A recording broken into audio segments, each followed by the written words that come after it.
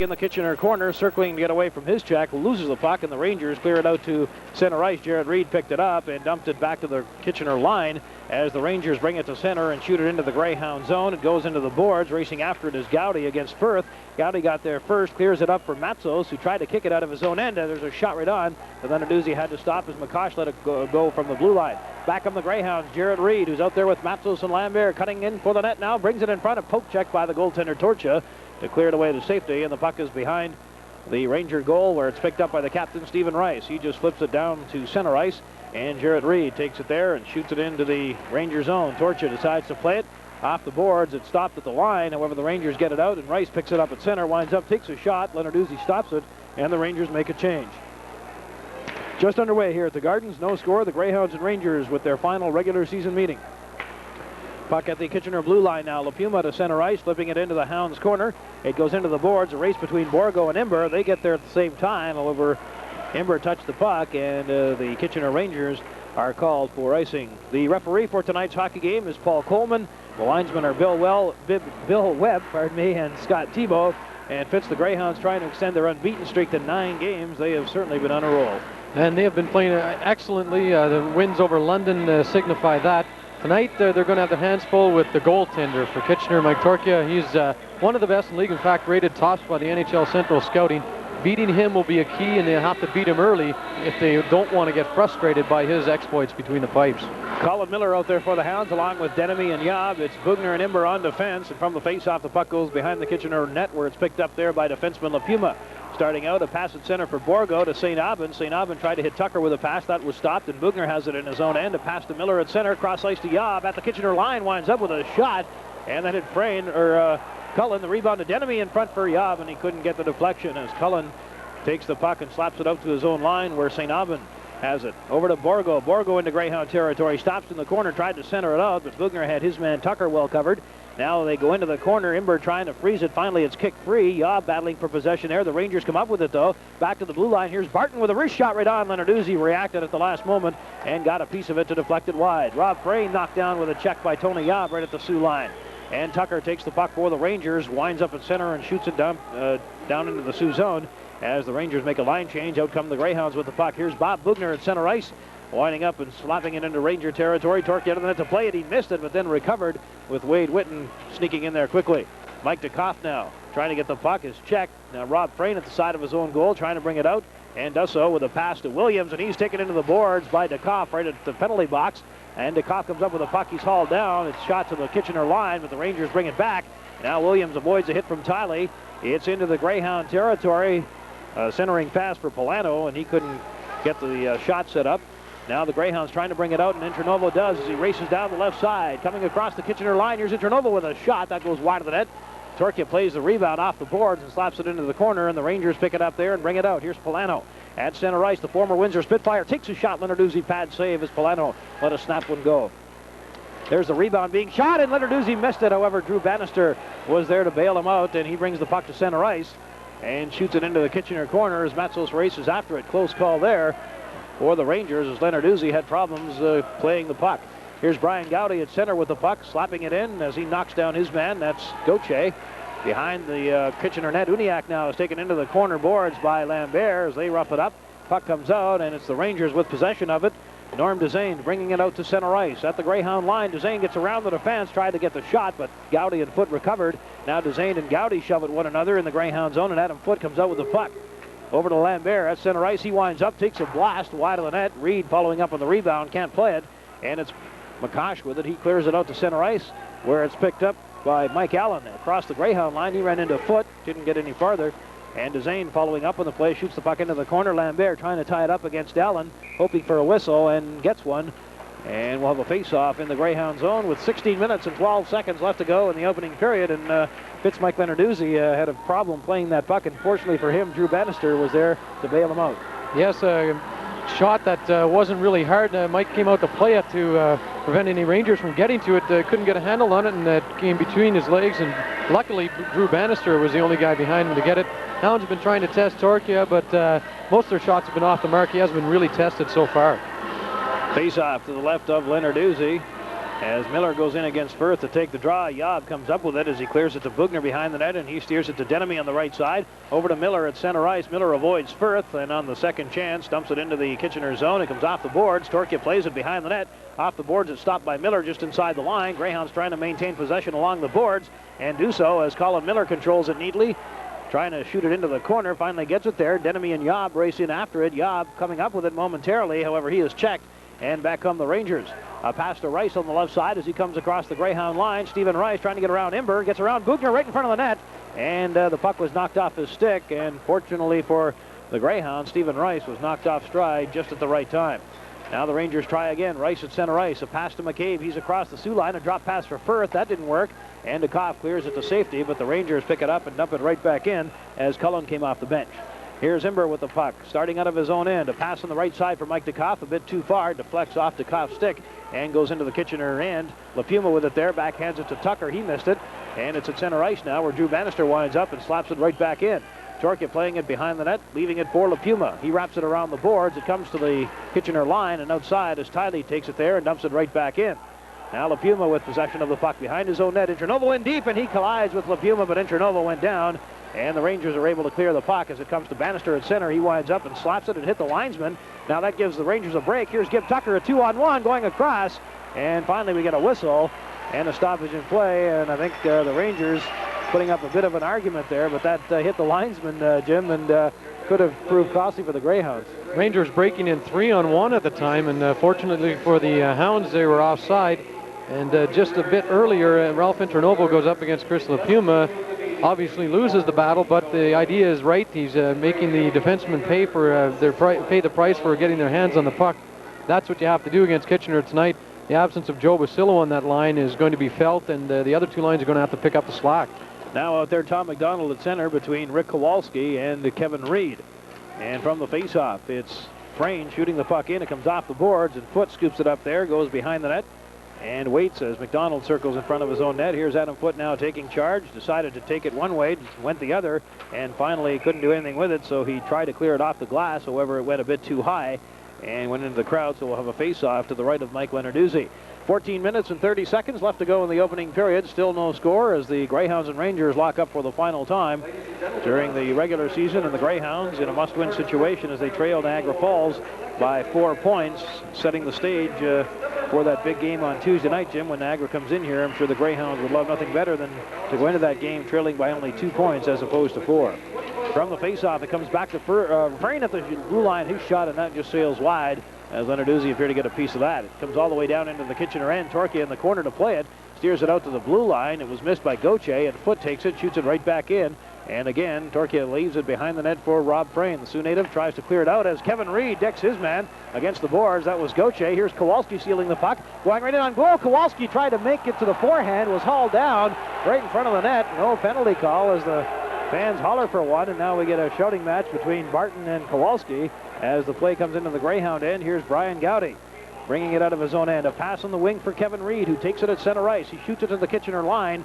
It hit the stick of a Ranger defenseman and bounced to center. Gowdy picked it up and shot it right back in. Torkia makes the easy save, and we get a stoppage in play with 13 minutes and 43 seconds left to go in the opening period of play. No score, and the fans are upset at that one, Fitz. And good reason to be. Kowalski was going in alone on Torkia, and he got hauled down, and Coleman didn't call it. And it seems that he doesn't want to call anything tonight. There have been a couple of other instances where he might have thought he would have called a penalty on both sides, and he's not. So maybe it's the old idea of the referee's going to let the two teams decide the outcome tonight.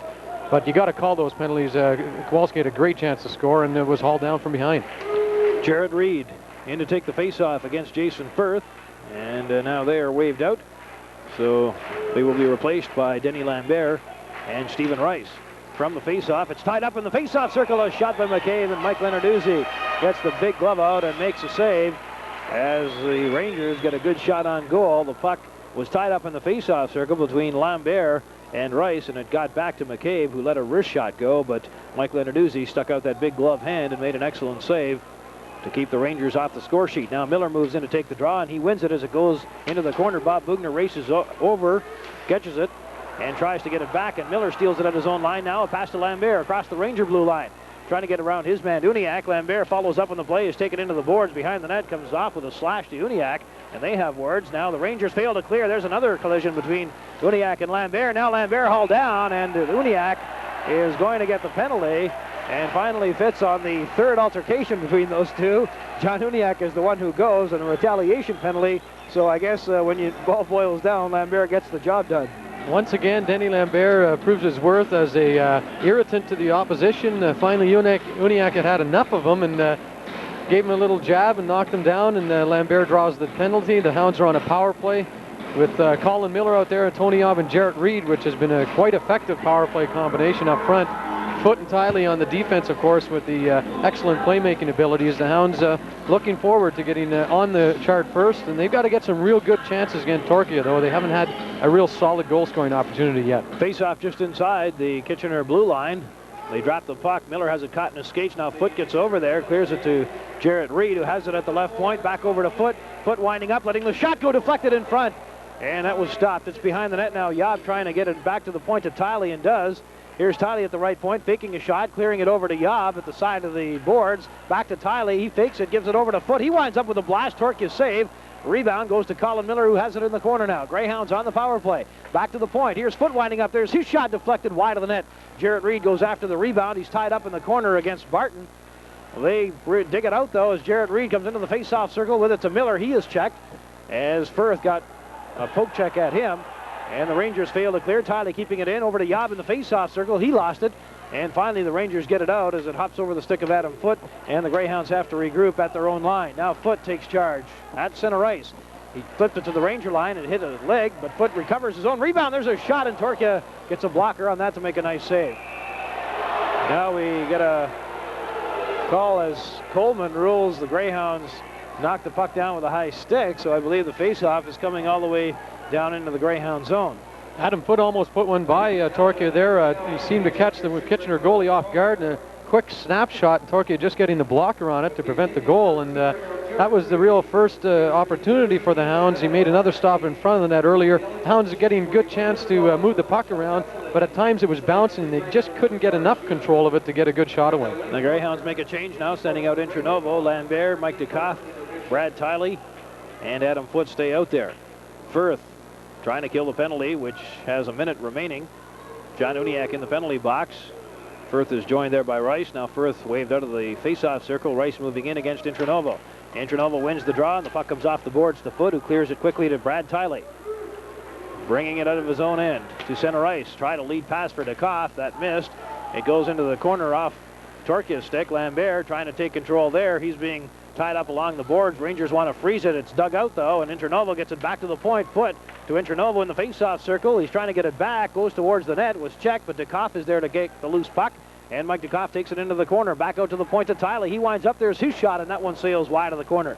It comes to Foote at the left point. He clears it off the boards back in. Rangers can't clear. DeCoff falls, but the puck stays in as Foote backhands it into the corner for Intranovo. He's knocked down. Lapuma behind his own net.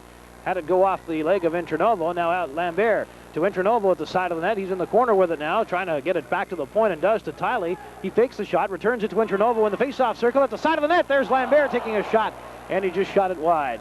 5 seconds left in the Kitchener penalty. Here's Foote sliding it over to Tiley into the face-off circle. Here's DeCoff with his shot, and he blasted it wide. Penalty has expired. Rangers back to full strength, and finally they get possession of the puck and come out of their own end. A pass for Uniacke at center goes astray, and Adam Foote picks it up in front of his own goal and circles to center ice with a pass to Lambert. On the wing, Lambert pass for Intranovo hit the skate of St. Aubin, and the puck is back to the Kitchener line.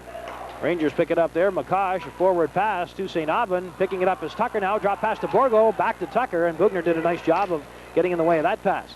Rangers can't keep it in as it comes to McCosh at center ice. He winds up and slaps it back into the Greyhound zone, and Bob Bugner picks it up there at the side of his own goal. Now goes behind the net and waits for his teammates to get set up. 10 minutes and 35 seconds left to go in the opening period. No score. Jason Denemy accepts a pass. Brings it to center ice. Now across the Ranger blue line. Denemy in the faceoff circle to Miller, and all he scores! Outstanding play by Colin Miller. As Mike Torquay went down, Miller goes upstairs, and the Greyhounds get that all-important first goal.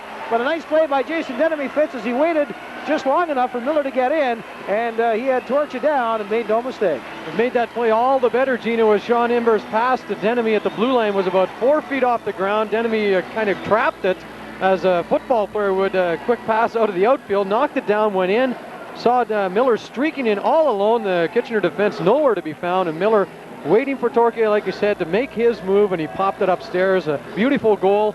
Excellent play by Jason Denemy to get the pass from Imber first, and then to see Miller and set up the goal. And I'm sure Colin Miller is the happiest guy on the ice right now. He's been in a little bit of a slump, but if he's picking a time to come out of it, this is probably the best time. Miller's 23rd goal of the year. Jared Reed out there now, along with Matsos and Lambert, as the Greyhounds take a 1-0 lead. Brad Tiley, a pass to Matsos on the right side. He comes across the Ranger line, shoots it into the corner as he took a partial hit from Lafuma. Lambert racing after it, can't get to it in time. And the Rangers bring it back out. A long pass for Allen. It goes down the ice. Lenarduzzi decides to play it. He clears it into the corner, but right to McCallion. He tried to bring it out front. It hit the side of the net. Lenarduzzi trying to cover it up, and does so with Allen right in on his doorstep, and we'll have a face-off in the Greyhound zone. The scoring play, Colin Miller, his 23rd of the year, from Jason Denevy and Sean Imber to give the Greyhounds the 1-0 lead. Colin Miller playing good two ways tonight. He prevented a possible goal by Kitchener earlier in the game, coming back and stopping the Ranger from getting a shot on net, and it's nice to see him playing both ways fully. From the faceoff, Brad Tiley takes possession of the puck. Behind his own net now, decides to go back after one attempt to bring it out. Now Tiley in front of his own goal again, stick handling carefully, a pass to Matsos. It hopped over his stick, but Matsos followed up and slapped it into the Kitchener corner. He collides with Barton. The puck comes out in front, and it's deflected off Torquay just wide, and it goes down the ice as the Rangers get rid of it. Bannister back to touch it, and he gets there ahead of McCallion as McCallion puts up an argument, but no question about that. Drew Bannister did just get a piece of the puck, the first man there, and now referee Coleman goes over and says something to McCallion, who didn't like the call at all, but the face-off is coming back into the Ranger end. Rangers have been doing good of late, Gino, but it seems that the Greyhounds doing so well at home, particularly. The Rangers not used to perhaps this type of intensity from a home squad that they played in recent games, and they're a little bit unsettled and not getting their passes clicking. That bodes well for the Greyhounds, of course. If you can keep this team frustrated, they have some guys that can put the puck in the net, and veteran players. They were in the Memorial Cup last year. You want to take every advantage you can over these guys. Now Coach Nolan sends out Tom McDonald between Kevin Reed and Rick Kowalski. Puck tied up in the face-off circle. It's kicked into the corner finally. Reed chasing after it, ties his man up along the boards.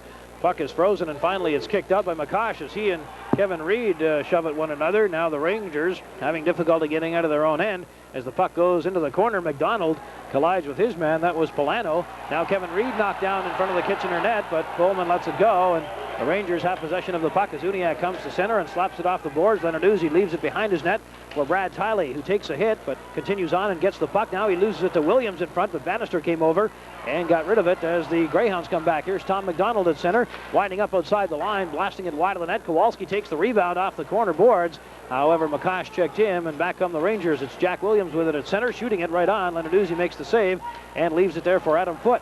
Over to Rick Kowalski, who has it at center ice. Coming across the line is Foote with the puck now. A shot, and that one just goes wide of the net as Torquay went out to get it.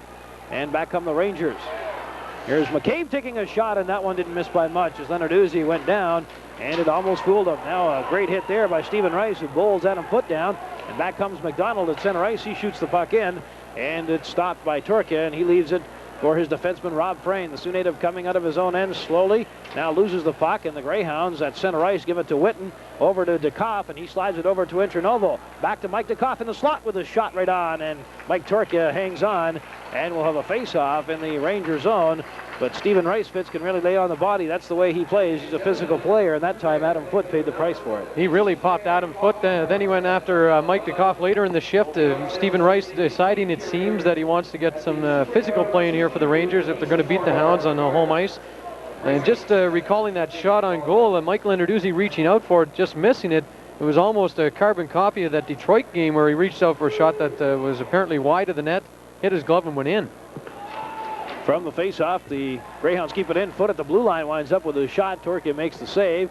puts the puck down, clears it around the boards. McCabe can't get out. There's Gowdy with a shot. That goes wide. Witten racing after the rebound, keeps it in as he takes it into the corner. He was hit, though, and knocked off stride, but Internovo has it in the other corner. Now behind the net for Witten. He is being checked, but Witten maintains possession as he dumps it back to Internovo. Behind the net, trying to jam it in the short side. Now Witten has it. He knocks it in front, but Foote had vacated the area, and that enables the Rangers to come up with it. Jason Firth at center ice. A pass over to Rice. Rice at the face-off circle stops. He's tried to center it, but Gowdy made a nice play to get rid of it, and back comes Internovo.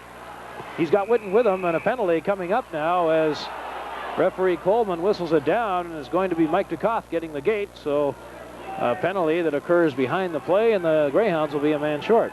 One of those costly penalties in your own zone when you have the puck, and Dukoff getting tied up with Jason Firth, and Coleman happened to be looking back at that time and caught it, and Dukoff has gone for two. The Rangers have a power play, and I'm sure they're going to get a fairly good chance on this power play unless the Hounds penalty killing unit that does as well as it has been doing over the past few years, or past few games make that.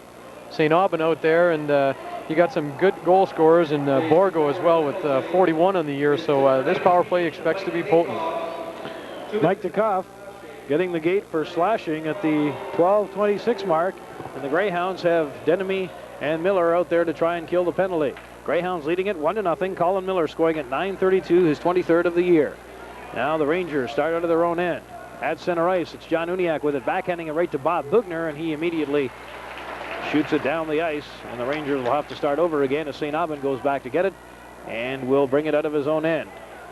Accelerating to center ice, here's Joey St. Aubin getting around Colin Miller. Stick handling, loses the puck now to Colin Miller at the Greyhound line, and he dumps it down the ice, and the Rangers will try again as Torkia comes out and leaves the puck for Chris LaPuma, who has it behind his own net. Greyhounds a man short. Mike Dukoff in the penalty box for slashing as the Rangers dump the puck in. Borgo chasing after it against Bugner. They collide in the corner. Bugner got the puck, cleared it to Tiley behind the net, and he'll wind up and just slap it down the ice. So the Greyhounds immediately getting rid of that puck as soon as it hits their stick. Now the Rangers at center ice. St. Aubin takes a hit from Wade Witten, but stayed up as they shoot it in. Leonard Uzi at the side of the net leaves it for Foote. He's being watched by Tucker. Foote trying to get a face-off as he's trying to freeze it behind the net. St. Aubin comes in to help out Tucker. St. Aubin goes down. Foote's tied up with him. They get it back to the point. Here's Uniacke letting the shot go. It hits a skate in front, the rebound, and that hits Sean Imber. Now it's LaPuma with it, and we're going to get a penalty. This time it's Joey St. Aubin as referee Coleman points the finger to him. So the Kitchener power play goes for naught. And you talked moments ago, Fitz, about penalties that coaches don't like to see. That one, I'm sure, won't have Joe McDonnell very happy. Tremendously foolish penalty by St. Aubin as he put Adam Foote on the deck pretty quickly in front, was frustrated at not getting a chance to score. Foote was right on top of him in the slot moments earlier. And LaPuma had a clear shot on goal with a couple of guys in front, a possible pickup of a rebound, and it was wasted a chance because St. Aubin goes off. Now they're playing four aside. This should make things interesting when you got Ralph Internovo out there.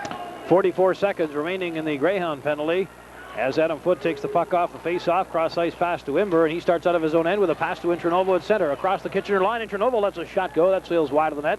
Internovo follows up after his own rebound, gets it back to the point to Imber. He had trouble controlling it. Now he gets it in. It's in the face-off circle. However, the Hounds have trouble with it. Internovo now with it. The face-off circle, a shot, and Torkin makes the save. Good hustle by the Greyhounds to keep possession of the puck in the Kitchener end. 19 seconds left in the penalty to Dukoff as the Rangers take charge. Coming to center ice is Polano to the Greyhound line. He gets around Lambert. Polano stops along the boards, trying to slide it back to Frayne. However, Lambert got a piece of it to deflect it outside the line, and the Rangers shoot it back in, but right to Imber, to Lambert. That doesn't work, and back come the Rangers as Mike Dukoff steps on the ice and goes to the bench. Jared Reed comes on. So the Greyhounds on the power play for the next minute and 10 seconds. They lead it 1-0 as Adam Foote bursts out to center ice. Coming across the Kitchener line now into Ranger territory. Foote stops in the corner. Gets the puck to Jared Reed in the faceoff circle. He gets it back to the point to Colin Miller. Over to Tiley, who takes a shot, and Torchia got the pad out to stop that. Rice trying to clear the loose puck, comes to the Kitchener line. Tiley, though, does a nice job of stopping him there. Now Tiley tried to make a play. However, he was stopped, and Stephen Rice has the puck across the Greyhound line in front of the net now, trying to get around Adam Foote. That doesn't work. Foote takes him into the net, and Rice drops his gloves. Adam Foote tying up, and they're doing the Tennessee waltz right now, right at the side of the net, and the linesman move in there quickly. So Foote and Rice will go to the penalty box after Adam Foote was a little over-aggressive in stopping that play. I don't even know if he is going to get penalties yet. You would think that they would get penalties, but Paul Coleman is signaled to the face-off circle, and he's sort of saying to Brad Tiley, motioning, well, it wasn't much of anything, so let's just keep it going. Perhaps he thought it was just old friends getting back together with a nice family hug. I don't know if Paul Coleman has a date, Fitz, and wants to get out of here early tonight, but nonetheless, no penalties are called, and status quo remains. 40 seconds left in the penalty to St. Aubin. Greyhounds on the power play. They lead it 1-0 with a face-off to the right of Mike Lenarduzzi. Out there for the Hounds, Jarrett Reed, along with Colin Miller and Tony Yob. Firth in to take the draw for the Rangers. He's out there with Stephen Rice. Miller wins it, slides the puck to Tiley, who's in front of his own net now. A pass on the left side for Yob to Jarrett Reed at center. He missed it, but Miller chases after it. Torkia comes out of the net. He's in the corner with it, trying to clear it out. Brad Tiley stops it at the blue line, trying to get away from his man Firth. He backhands it along the boards. Colin Miller picks it up in the face-off circle, heading for the net. Miller stops. He slides it in. They score!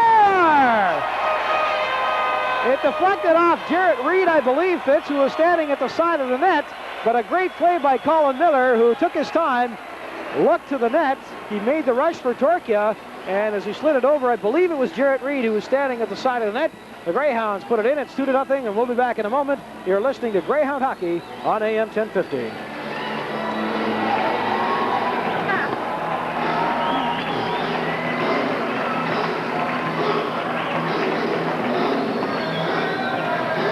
Gino Cavallo and Jim Fitzpatrick back at the Memorial Gardens, where the Greyhounds have just taken a 2-0 lead on a power play goal.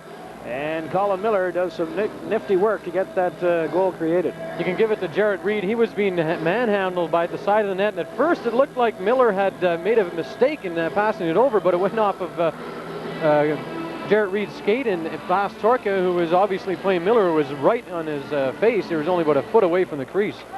From the face-off, the Rangers come up with a puck as Barton has it at center and flips it into the Sioux zone, but Bob Bugner stops it there and clears it up to Intranova, who has it at center ice. However, he couldn't get the pass over to Witten, and steering it back into the Greyhound zone is Allen. Lenarduzzi blocks it behind the net. Bob Bugner gets there quickly, clears it to Dekoff. He was tied up, but Bugner now following up in the play, has the puck at center, tried a cross-ice pass to Witten. That was intercepted. Now Bugner again picks it up and comes across the line, over to Witten in the face-off circle, back out to Bugner, and he was dumped as he was getting set to shoot, and he slides right into Torkia, knocks him over, and now Bugner, I believe, is going to get a penalty as Paul Coleman points towards the penalty box. The Greyhound captain goes off. He was dumped as he was getting set to shoot, and it looked like a great scoring chance, Jim, but Bugner got a little upset, so he stood up and shoved Torkia into the crossbar, and the net came off the magnets. Unfortunately, he did it right in front of Paul Coleman. That will get to 2 minutes pretty quickly, especially when you go after a goalie when he's in his crease like that. And Torkia is looking at Bugner in the penalty box, a little smirk on his face, thinking maybe next time you're around, perhaps that piece of aspen will be going up against his back of his legs or the front or whichever. The last scoring play, Jarrett Reed is 32nd on the power play from Miller and Tiley at 15:21. And now the Rangers will go on the power play as Bugner gets 2 minutes for roughing at the 15:54 mark. Well, Gino, they announced that goal without Colin Miller getting an assist. I don't know how in the world that they didn't, but he did obviously get an assist. Everybody in the building saw that. Well, he made the play as he controlled the puck nicely along the boards and made the rush for the net. So Miller definitely with assist as far as we're concerned. Rangers on the power play as Jason Firth takes it to center ice, slaps it into the Sioux zone. Lenarduzzi lets it go into the corner. Rice picks it up there, tried to backhand it to Borgo. He was checked by Denemy, but St. Aubin comes in to help out, gets it back to the point. Here's Uniacke with it, sliding it back over to St. Aubin, back to Uniacke, who one-times it, and his shot hits Miller. Borgo on the rebound, scores! Richard Borgo standing right in front. Mike Lenarduzzi no chance, and that didn't take the Rangers very long. 28 seconds on the power play, and they get back in the game. It's now 2-1. They crashed the net on the power play, Gino. They had three guys right in deep, and the shot came in. Lenarduzzi made the stop. The rebound came out. Borgo put it in. There was no chance at all for Lenarduzzi on that one. The Greyhounds just overwhelmed on that power play by the Rangers. So the Rangers get back in the game. It's 2-1. You're listening to Greyhound Hockey on AM 1050. What?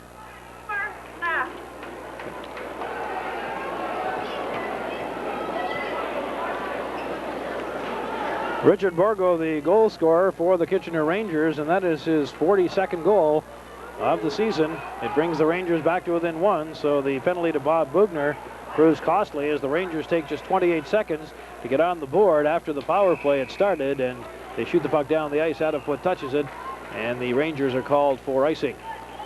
That's the type of penalty that you really hurts you, especially when a defenseman gets one of those going up against the goalie. Rightfully, in most cases, the defenseman shouldn't even be there, but when you get a penalty like that in the offensive zone, the coaches don't like it, and I'm sure Bob Bugner knows they don't.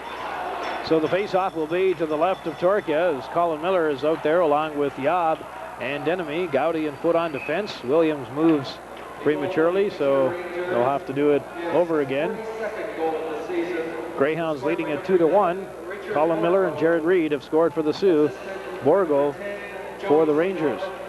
Number 4, John Ulia. From the face-off, the Greyhounds get possession. Colin Miller in the face-off circle, goes into the corner, being given a rough ride by Williams. Now they go behind the net. Williams hauls Miller down, and right in front of the referee. Miller tries to get a penalty, but Coleman doesn't buy it. And the puck back in the Greyhound zone as Adam Foote takes it to Jason Denemy. He's at center ice. Over to Colin Miller on the right side, a bit too far, and the Rangers are able to get rid of it at center ice. A collision between Polano and Gowdy. Now Miller picks it up, brings it across the Ranger line in the face-off circle. This time McCosh has a lock on him. He steered it in front. Yob was too well covered, couldn't get a stick on it. Denemy keeps the puck in the Ranger zone as Yob gets a rough ride in front of the net. Now they've got Miller tied up in the corner, and Coleman just lets them go. As Polano comes back with a pass to Gauthier, and he blasts one wide of the net. Good chance for the Rangers. Gowdy coming back for the Greyhounds at center ice. Greyhounds making a change. Gowdy comes to the line, shoots the puck in, and heads for the bench. It comes off the boards for Uniacke. He clears it to Tucker. That goes off his stick. And now we've got penalties coming up here as Lambert shoves with the Kitchener defenseman, but I think it's going to be the Rangers, Jim, who get the gate. Polano was holding Adam Foote's stick. There's that rare holding the stick penalty. He was holding it from the Greyhounds' blue line to center ice, and Coleman was watching, and finally decided he had to call it, which was rightfully so. He did. It's in the rule book, and there was no doubt about it that time. Polano, foolish penalty by him. He was being irritated in that shift by Gowdy first, and then Foote came up, gave him a little tap along the boards. Polano holding the stick gets the gate. So we'll be back with the Greyhound power play in a moment. It's 2-1 Hounds. You're listening to Greyhound Hockey on AM 1050. The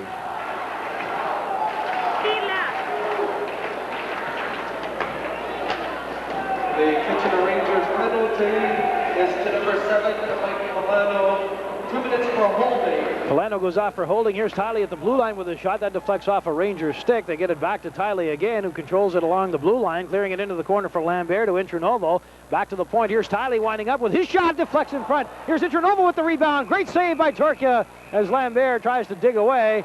But Torkia hangs on, and now we've got a gathering of the players right behind the net, and Coleman's right in there with them, as well as the linesman trying to separate them. But Ralph Intronovo with a good chance, but Mike Torkia laid down. Fitson kept it out. Intronovo, if he would have been maybe a foot quicker on the puck, he would have had it in, because Torkia had made the stop. The puck came off the rebound very slowly coming out, instead of what you might think would be a fast, quick rebound off his pads. Puck came out slowly. Intronovo got there a tad late, and Torkia got over, slid, and stacked the pads and made the stop. We're going to get penalties as a result of that last altercation. Denny Lambert going off for the Sioux, and Chris LaPuma for the Kitchener Rangers. So they'll finish the period in the penalty box with just 2 minutes remaining to go in the opening frame, and the Greyhounds ahead 2-1. Seems like Paul Coleman is starting to crack down as the teams start mixing it up a bit more as the period goes on. Miller, Reed, and Yob out there for the Greyhounds. Face-off to the left of Torkia as this huge crowd tries to get the Hounds going. Miller wins the face-off. Here's Tiley coming in, winding up with a shot. Torkia looks behind him, but he got a piece of it and kept it out. Foote now with it at the left point. Clears it off the boards. Yob picks it up behind the net. Greyhounds still in the power play. 1:20 remaining in Polano's penalty. Here's Tiley at the right point. Moving to the middle of the ice now, across the ice to Foote in the face-off circle with it along the boards. He gets it back to Tiley. Quickly to Miller in the face-off circle. Back out to Foote. He winds up, fakes the shot, now slides it over to Tiley. He one-times it right on. Torkia save. Rebound, Colin Miller. He goes to the backhand, Jared Reed, and he couldn't get it as he shot it wide. Greyhounds buzzing around the Ranger goal, but Torkia kept it out as the puck deflects off the stick of Firth out to center ice, and Brad Tiley gets away from him, bringing it across the Ranger line. Tiley stops inside the blue line. Stick handling there with it now. Passes it off to Miller in the face-off circle. He's controlling it in the corner. Greyhounds on the power play. Back to Tiley. He winds up. There's his shot. Torque gets that big pad out and makes the save, and we'll have a stoppage in play with the Greyhounds leading it 2-1. You're listening to Greyhound Hockey on AM 1050. Coca-Cola, if you have a lucky Super Radio program. Do that! Just check the Stella Hotel app program. It is designed by Super Radio Wade Whitney. You win a free piece of Coke, courtesy of the Stella Hotel. Gino Cavallo and Jim Fitzpatrick back at the Memorial Gardens. 1 minute and 8 seconds remaining in the first period of play. Greyhounds with a 2-1 lead on goals by Colin Miller and Jarrett Reed. Richard Borgo has scored for Kitchener. Hounds on the power play, 43 seconds left in Polano's penalty. From the face-off, the Rangers slap it around the boards. It comes all the way down the ice. A race for it as Borgo chases Adam Foote. Foote got there first and gave it to Tiley. Quickly, Borgo's on him. Now Tiley falls, loses the puck, and Borgo has it as he controls it with his skates along the board. St. Aubin comes in to help him out. He's trying to freeze it, and finally they're successful in doing so as Borgo and Foote shove at one another. But linesman Webb is in there quickly, and Foote and Borgo continuing to jawed one another, but they are quickly separated, and Richard Borgo is probably one of the toughest customers you'll find in this league, Fitz, and he and Foote now go to the box. He's very sturdily built. He's not the tallest guy going, but he's solid, and when Adam Foote goes at him, Foote obviously pretty solid as well, and Coleman finally gets them this time around on that little altercation that Foote's involved in. He's obviously clamping down. He gave them a little bit of leeway early in the game. The players took it. They wanted to take a bit more. Coleman has decided that's enough, and he's starting to call almost everything now when there's a little altercation after a whistle. So the face-off will be outside the Greyhound blue line. Internovo out there with DeKoff and Yob, along with Bugner and Brad Tiley. The Greyhounds still on the power play. 25 seconds remaining in the penalty to Polano. From the face-off, the puck rolls right by Lenarduzzi and goes to the back of the Greyhound net, and Bob Bugner picks it up there. A pass to Brad Tiley, who has it on the right side, coming to center ice with it. He winds up, slaps it around the boards, takes a hit from St. Aubin. Puck behind the net now. Torque trying to play it. He hit Yob with it. Yob controlling it at the side of the net, brings it out front, and DeKoff couldn't get tied up. Here's Internovo now in the face-off circle, going in on goal with a shot, and that one hits the side of the net now as Yob is given a rough ride. Greyhounds trying to get that third goal as the Rangers return to full strength. Polano came back on the ice. Now the puck in the corner. They try to get it back to the point. Nobody there for the Hounds, and bringing it to the line is Polano with a shot right on. Lenarduzzi makes the pad save. Imber with the rebound. Gets rid of the puck along the boards. DeKoff takes a hit from St. Aubin, but comes up with a puck. He cleared it, but not out. There's a shot by Tucker and a nice save by Lenarduzzi as the buzzer goes, ending the first period of play with the score. The Greyhounds 2, the Rangers 1. And the Greyhounds took that 2-0 lead, Fitz, but the Rangers, give them credit, they never... He's the advanced scout for Fredericton in the American League. He's pretty, he's got a pretty good reputation out there. 15. Donnie Matheson? Yeah, he was with Belleville before he came here. We'll carve the Quebec League. In 5.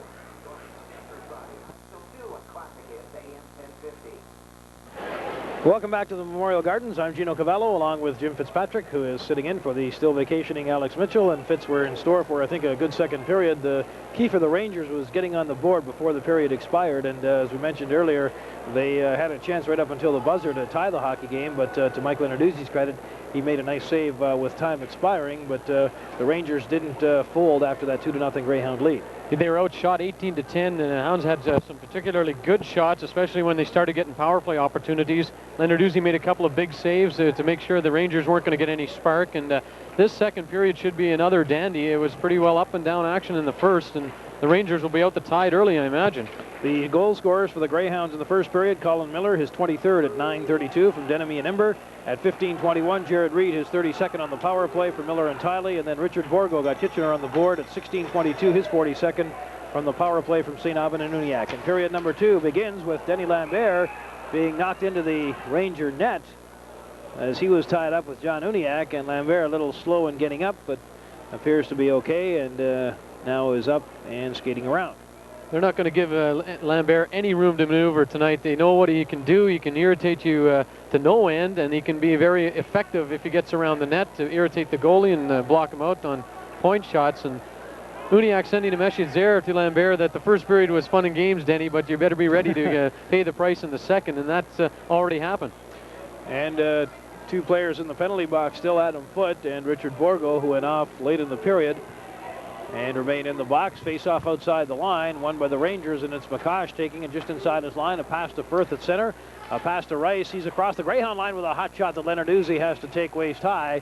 It bounces off his chest and comes to rest in the face-off circle. Leonarduzzi went right after it, sprawled out, and made the save. And Mike played a fine game on Wednesday against the London Knights, and it appears that Leonarduzzi is slowly but surely, if it's coming into the form that the Greyhounds expected him to be in. That's what they need if they're going to be successful in the playoffs. He has to be playing at his best. He's one of the best in the league. That's been proven by his draft selection by Hartford. From the faceoff, Jarrett Reed gets the puck behind his own goal, and Bugner picks it up there, quickly sends it to Matzos, who tries to pass for Lambert at center. That was intercepted, but Bugner regains possession of it at center. He loses it momentarily, but Imber is there to take it, and he shoots it into the Kitchener zone. It bounces off the boards. Lambert got there in time. Reed comes up with a puck. He's behind the net with it, now bringing it out into the faceoff circle. He tried to get it in front to Lambert, who got a stick on it, but deflected it wide as he was in too deep. Jarrett Reed in the faceoff circle trying to come up with it, can't do it. And the Rangers clear it out to center ice. Bob Bugner picking it up there. He and Rice collide, but Bugner got rid of the puck as Torkia plays it at the side of his net. The Rangers a little careless and lackadaisical in getting it out. And fortunately for them, the Greyhounds were not able to take advantage of that puck, which was loose momentarily. Here's Jarrett Reed with the puck in his own end, off the boards for Denemy. A return pass is missed by Gowdy. He goes into the boards now as the puck is frozen. They move in and get a face-off in the Greyhound zone as Gowdy takes a shove at one of the Kitchener players, and the linesman steps in there. Bill Webb quickly gets a hold of Brian Gowdy and prevents any further damage, with Paul Coleman leaning on the glass looking on, and I believe Mr. Gowdy. And who's the Kitchener player? I believe it's Gauthier. And they will go to the penalty box for 2 minutes. Denny Lambert lost his glove right in front of the Kitchener net, and that's a dangerous situation for a guy like Lambert. The way he plays, you don't want to get hit in that open hand and possibly suffer an injury that the Hounds could ill afford at this time of year to a guy like Denny Lambert. And especially since Joe Basillo's shoulder is a little bit tender right now, you don't want to lose either of those guys heading into that Niagara Falls games Tuesday night. Well, Joe Basillo, as Fitz mentioned, still nursing that shoulder injury, and it's a day-to-day thing with Basillo. They just monitor him every day, and he could be back in the lineup on Tuesday. However, Coach Nolan has already stated that Basillo will not play unless he's 95 to 100% healthy. So Gauthier and Gowdy go off, and they get double minors. So the teams will play a man short as Bugner steals the puck. He's in Kitchener territory, heading for the net, goes to the backhand, takes a shot. Torkia kicks it out. Bugner never got much on it as he was only able to shoot it with one hand. Here's Borgo back for the Rangers, cutting into the Greyhound slot area, and he's ridden out of the play. Barton comes in to keep the puck in the Greyhound end. It comes off the boards. Tiley wraps it around. Nobody at the blue line for Kitchener as LaPuma got there late, and he has the puck now at center ice. Double minors to Brian Gowdy and Garrett Gauthier of the Rangers. Teams playing 5 aside. Greyhounds ahead 2-1 with 18 minutes to go in the period. Here's Colin Miller into Kitchener territory, cutting for the net. Miller goes in front, and Torkia came out to clear it away as Barton ran into the net, and it comes off the magnets, and Yob and Barton now shove at one another right in front of the crease, but the linesmen are in there quickly, and tempers appear to be a little on edge here, Fitz, early in the period. Well, the interesting thing about this, Gino, should the Hounds not get first place, this would be their first-round playoff match, and I think that is what is the case in this game right now. Both Kitchener and the Greyhounds want to show some force here and show the other team that they're not going to be pushed around if in case they do meet in the playoffs, which would be a heck of a series. These two teams evenly matched in many aspects, with both teams solid right from the top line center to the third line center. And no strangers to postseason play, these two. And definitely, yeah, there have been great rivalries over the years between the Rangers and Hounds in postseason play, and I'm sure that if they do meet up again, it would be just as good as it used to be. So referee Paul Coleman deciding to crack the whip early and not standing for much silliness as he sends Yob and Barton to the penalty box. 2 minutes each for roughing, I believe, as they decided to persist in front of the net, taking shots at one another. Nothing serious, but nonetheless Coleman decides to send them off. And now an always interesting situation, each team with 3 skaters on the ice. Here's Adam Foote coming across the Kitchener line in the faceoff circle, loses the puck to McCosh, and the Greyhounds cleared around the boards, but it's picked up there by Uniacke, who brings it out of his own end. A pass off the skate of McCosh comes to center ice, And it's picked up there by Adam Foote. He circles in his own end. A cross-ice pass to Imber. Imber carefully bringing it out of his own end at center ice now. Returns it to Foote. He had trouble stopping it and deflected off his stick into the Kitchener end, where it's taken by McCosh. He slides it over to Uniacke. He gets rid of it quickly to Firth. Jason Firth gathering up speed in his own end as he comes to center ice now at the Greyhound line, trying to get away from Internovo. Does. Goes to the boards now in the corner as he's neatly maneuvering that puck. He gets it back to McCosh at the blue line. He tried to get it back to Firth. He did momentarily. Now McCosh has it again as he avoids Internovo. And finally a nice play by the Greyhound center to take a swipe at the puck and get it out. Rangers with it at center ice. Here's Uniacke. A lead pass for Firth fails. Leonard Uzi at the side of his net steers it behind the net for Foote. Teams playing three aside as the Greyhounds regroup in their own end. Sean Imber takes the puck, goes for the back of his net, clears it to the boards. It hit Adam Foote's skate, and the Rangers are able to keep it in. Here's Rob Frayne taking control along the boards, going into the corner, trying to get around Foote. He goes behind the net, but Foote took him into the boards. The puck comes loose, and Imber scoops it up, bringing it out of his own end. A pass to Internovo, who takes it at center ice. He's across the Kitchener line. Internovo gets around LaPuma, going in on goal. A shot, he scores!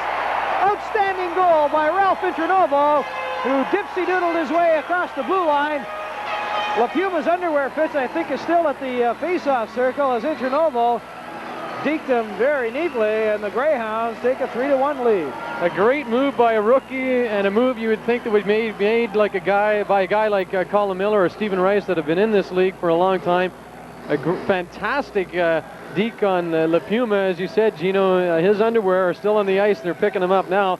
Then he made a great shot on Torquia, putting it low on the stick side, sort of fooling Torquia, I believe he thought Internovo was going upstairs. And that whole 3-on-3 situation was like a chess game. Neither player out there wanted to make any move until they could, and Internovo made the right one. And Ralph Internovo gets his 22nd goal of the year to give the Greyhounds a 3-1 lead, and the teams are still playing three aside. Here's St. Aubin across the Greyhound line. Stopping along the boards, he took a hit from Bugner. They try and poke the puck loose. Bugner had it momentarily. Now he gets it to Tiley, and he sends Jarrett Reed away. With a partial break, Reed is chopped down by McCosh. Now he's knocked down again, and Coleman is staring right at them. And now the Ranger player, McCosh, continuing to handle Jarrett Reed, and play has come up ice. Now there's a shot by Uniacke, and that sails wide. And the fans in this building are just in arms as Lambert comes on now to challenge McCosh. Now Jarrett Reed goes after him. Lambert goes in, and hang on, this could get a little ugly as we have a bunch of players gathered right along the glass. And the linesmen get in there, but Denny Lambert will have to be careful that he doesn't pick up a penalty. But the fans fits in this building are just in arms. Jarrett Reed was literally manhandled by McCosh as Reed had a chance to go in all alone. And the fans here can't believe that a penalty wasn't called as Coleman stared right at him. And after Reed went down, the Kitchener defenseman continued to harass him, but Coleman just shook his head. Well, he gave him a two-hander, first of all, that was so vicious that it knocked the stick right out of Reed's hands. And Reed is not a type of player that's going to be going in with a possible breakaway with one hand on the stick, and lightly at that. Then he just grabbed him by the shoulders and threw him to the ice. Coleman watching the whole display. And as you said, when he was down on the ice, McCosh making sure Reed stayed down for a bit and out of the play as the Rangers took the puck off ice. An unbelievable turn of events, and Coleman just not very consistent. He's calling everything 1 second, then he'll let the mugging go such as that the next. The "We Want a Ref" chant started by the fans. Ted Nolan still up on the bench, as are the Kitchener coaches. I guess the Ranger coaches felt that Lambert should have received a penalty, and the Greyhound coaches thinking probably can't believe that McCosh got away scot-free after what he did to Jarrett Reed, physically manhandling him, the Greyhound rookie. And no penalties on the play, so play will resume with a face-off outside the Kitchener blue line. And it's Colin Miller controlling the puck in the Ranger zone, giving it to Adam Foote, going in with a shot. He scores! Well, I guess if there's any way to let the Rangers down or show the referee you mean business, Adam Foote just did it, Fitz. That's a great shot goal from in close. He beats Torcha high, and Adam Foote, who has been an absolute tear of late, continues his fine play, and it's a 4-1 lead. And off the draw, Miller got the puck. He kicked it across the line.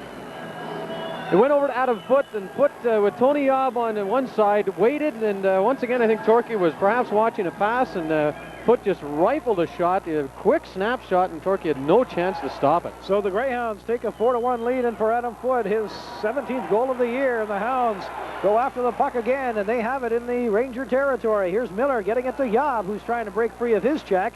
Now Miller continuing on the play, had it momentarily but lost it, and back come the Rangers. A pass to Stephen Rice. He's across the Greyhound line, a nice drop pass to Firth, and Firth just couldn't catch up to it as he's taken into the boards by Tiley, who has the puck.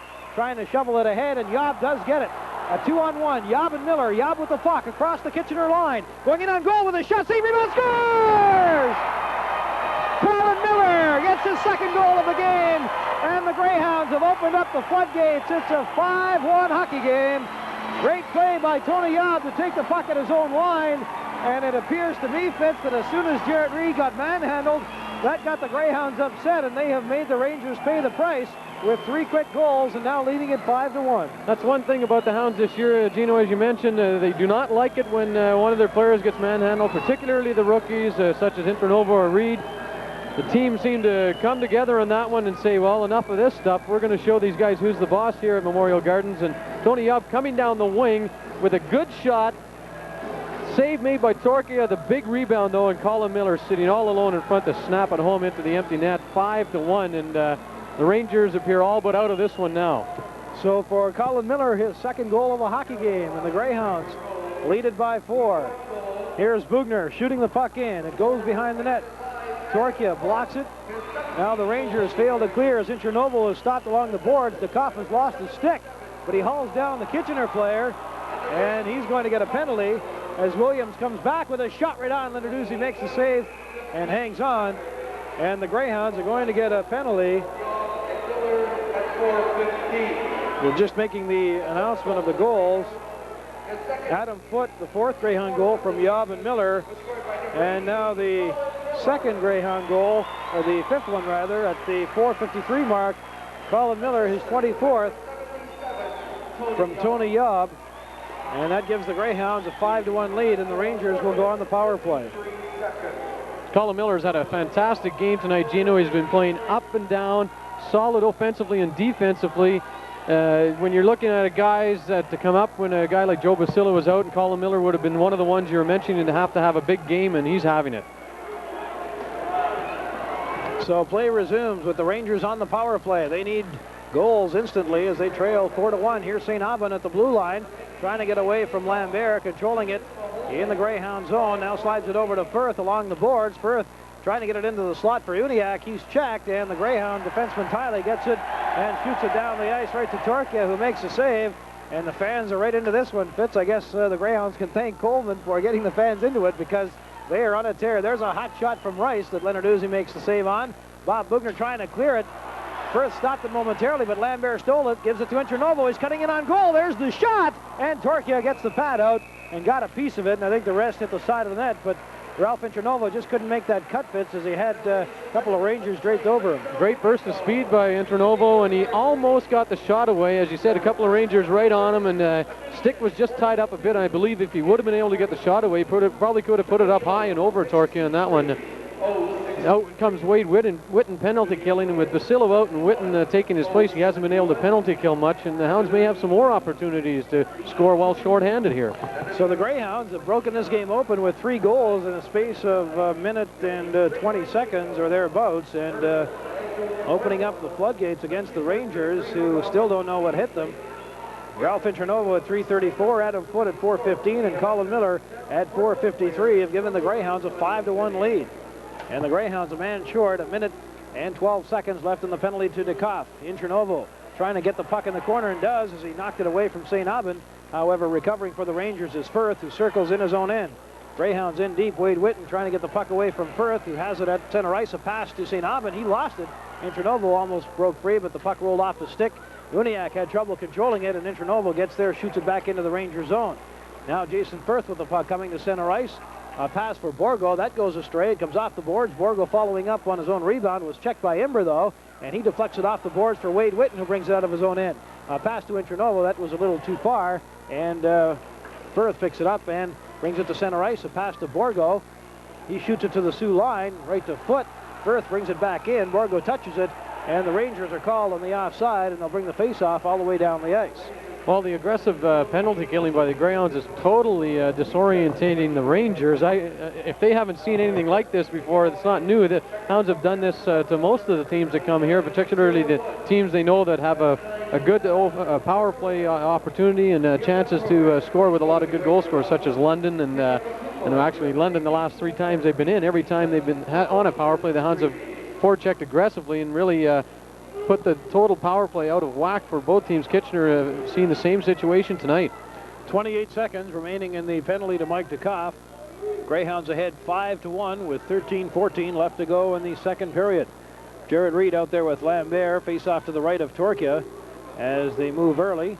Polano gets tossed in that one as he tries to go in. I'm not sure why Reed got kicked out. But nonetheless, he switches positions with Lambert, who's in there now against Jack Williams. Lambert wins the face-off cleanly back to the point to Tiley, and he elects to shoot it into the corner. Lambert chases after it against LaPuma. They collide, and Lambert came up with a puck but was checked by Williams. And the Rangers will try one last rush on the power play as LaPuma backhands it to Polano at center ice. He lost it, and Brad Tiley shoots it back down the ice, and the Greyhounds will have killed off another penalty. Mike DeKoff will be back in about 5 seconds as Frayne takes the puck behind his own net, passes it to Tucker on the left side, and now the Greyhound penalty has expired. They're back to full strength. Matzo steals the puck at center ice.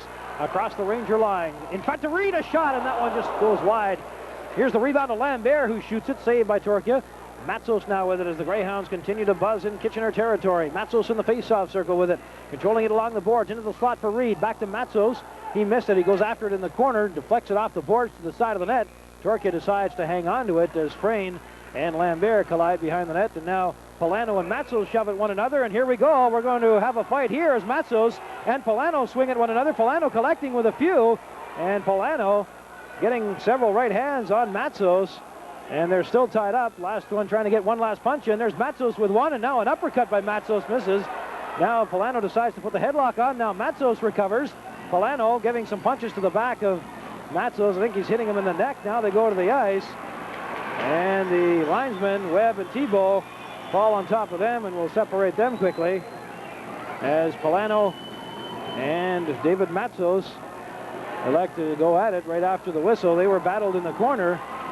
So Polano, who collected with a few right hands, he's the one that's bleeding fits. I'm not sure if David Matzos got the one that counted the most right in there, but Polano bleeding from the top of the eye area, and he will skate over to the Kitchener dressing room for some repairs. I think that might have been a headbutt, Gino, as they fell to the ice together, but Polano obviously picking his fight there. He certainly didn't want to go up against a guy like Denny Lambert or somebody that is noted on the Greyhounds for their rough stuff.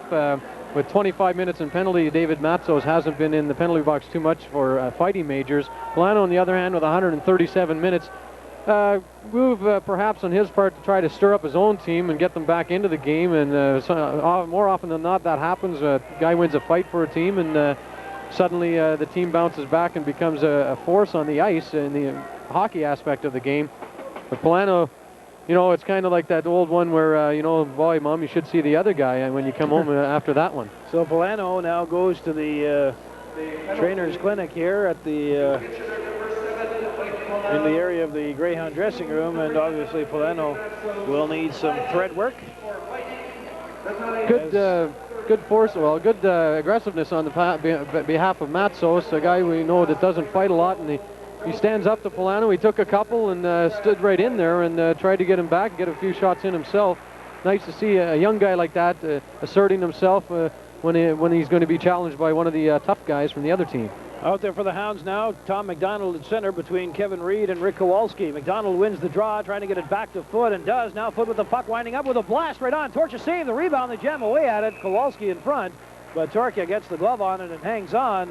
And boy, Fitz, the Greyhounds have certainly taken over this game. And the one that got them going was the Ralph Intronovo goal at 3:34. And after that, the Greyhounds came back with two more and have really controlled the play. Certainly have, Gino, and the Rangers seem to be just collapsing in on Mike Torkia. That time, Adam Foot had all kinds of time to shoot. Rick Kowalski's deflection a little bit too good. He stopped the puck that Foot shot at the net. Tried to get it in with his own shot, and Torkia made the stop. From the faceoff, puck tied up in the faceoff circle. Kevin Reed finally ends up with it. Goes into the corner, trying to come in front with the net for McDonald. and the puck was stopped, and back come the Rangers. Gauthier checked nicely by Kowalski. He winds up with a shot that deflects off the stick of Uniacke. Kowalski in the corner now going after McDonald behind the net, has it out in front to Kowalski. He didn't see it, and McDonald is knocked down in front. Rangers can't get out of their own end. Here's Kowalski in the slot for Reed. The pass was a bit too hard, kept in by foot at the blue line though, and he runs into Gauthier as the teams decide to lay on the body here. Brian Gowdy now with the puck at center ice, winds up and slaps it back into Ranger territory. Torkia stops it behind the net, and it's picked up by the rookie Makash. He'll bring it out slowly, coming to his own line. Makash at center ice now with it, winding up, blasting it into the Greyhound zone. It wraps all the way around the boards. Williams coming in from the blue line, had a stick on it, deflected it to the side of the Greyhound net, but Gowdy was there, and he sends McDonald away as he is taken down by Williams at center ice, and McDonald falls on him.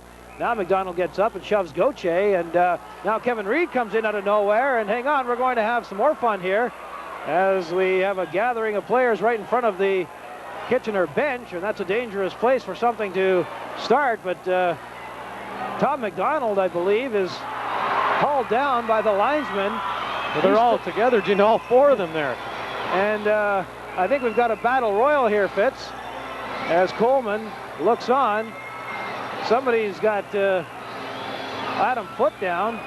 That's Cullen. The Puma's got a hold of, I believe, Kevin Reed.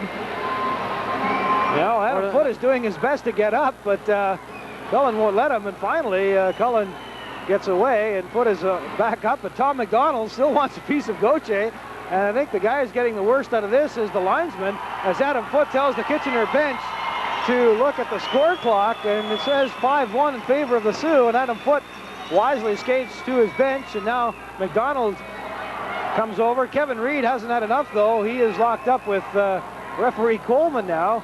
Now Gowdy and LaPuma, keep an eye on them. It could be a mistake by LaPuma to let Gowdy up. I think LaPuma is going to find out what Brian Gowdy can do. Now the linesman Webb goes over to separate them, and there's Gowdy with a left hook to LaPuma's face. And LaPuma says, please get me out of here. I want no part of this. So the Greyhounds, who refuse to be pushed around, the only two left are Williams and Kowalski, and finally they are separated. And I think, Jim, that the place to be is the penalty box. There's going to be enough guys in there to have a party. Matzos is in there from the previous fight. Now Kowalski, Kevin Reed, Gowdy, Tom McDonald are all over there. And this should be an interesting call. Gloves and sticks in the center ice area. But that started as Tom McDonald and Gauthier were tied up along the boards in front of the Kitchener bench. And McDonald was hauled down by Jack Williams.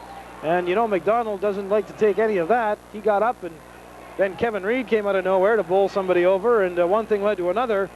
So we've got four Greyhounds in the penalty box. Looked like a wrestling match for a while there. Everybody had each other in headlock holes on the ice. And I was getting worried. The Kitchener trainer, Rick Chambers, he had that twinkle in his eye. Being a former professional wrestler, he saw the full Nelsons and the half Nelsons out there. He was ready to jump on the ice, and that would have been a big mistake. I think the only guy able to handle him would be Hulk Hogan, who's not here tonight, but certainly the trainer Chambers got a kick out of that. So referee Coleman at the penalty box now, and the captains, Bugner and Rice, awaiting his decision. Well, the Rangers feel apparently they don't have any penalties. They have nobody in the box, and Greyhounds have everybody that was on the ice in the box, but I'm sure that will change in a moment. So with 11:18 left to go in the second period, we'll take a break. The Greyhounds lead at 5-1. You're listening to Greyhound Hockey on AM 1050. Kerry, have you got a 30? Play a 30-second promo or something.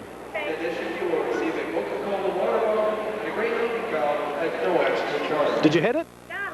Okay, let me know when. Remember, this offer is good day after each Greyhound game. And video, corporate sponsor, Pursuit Greyhound.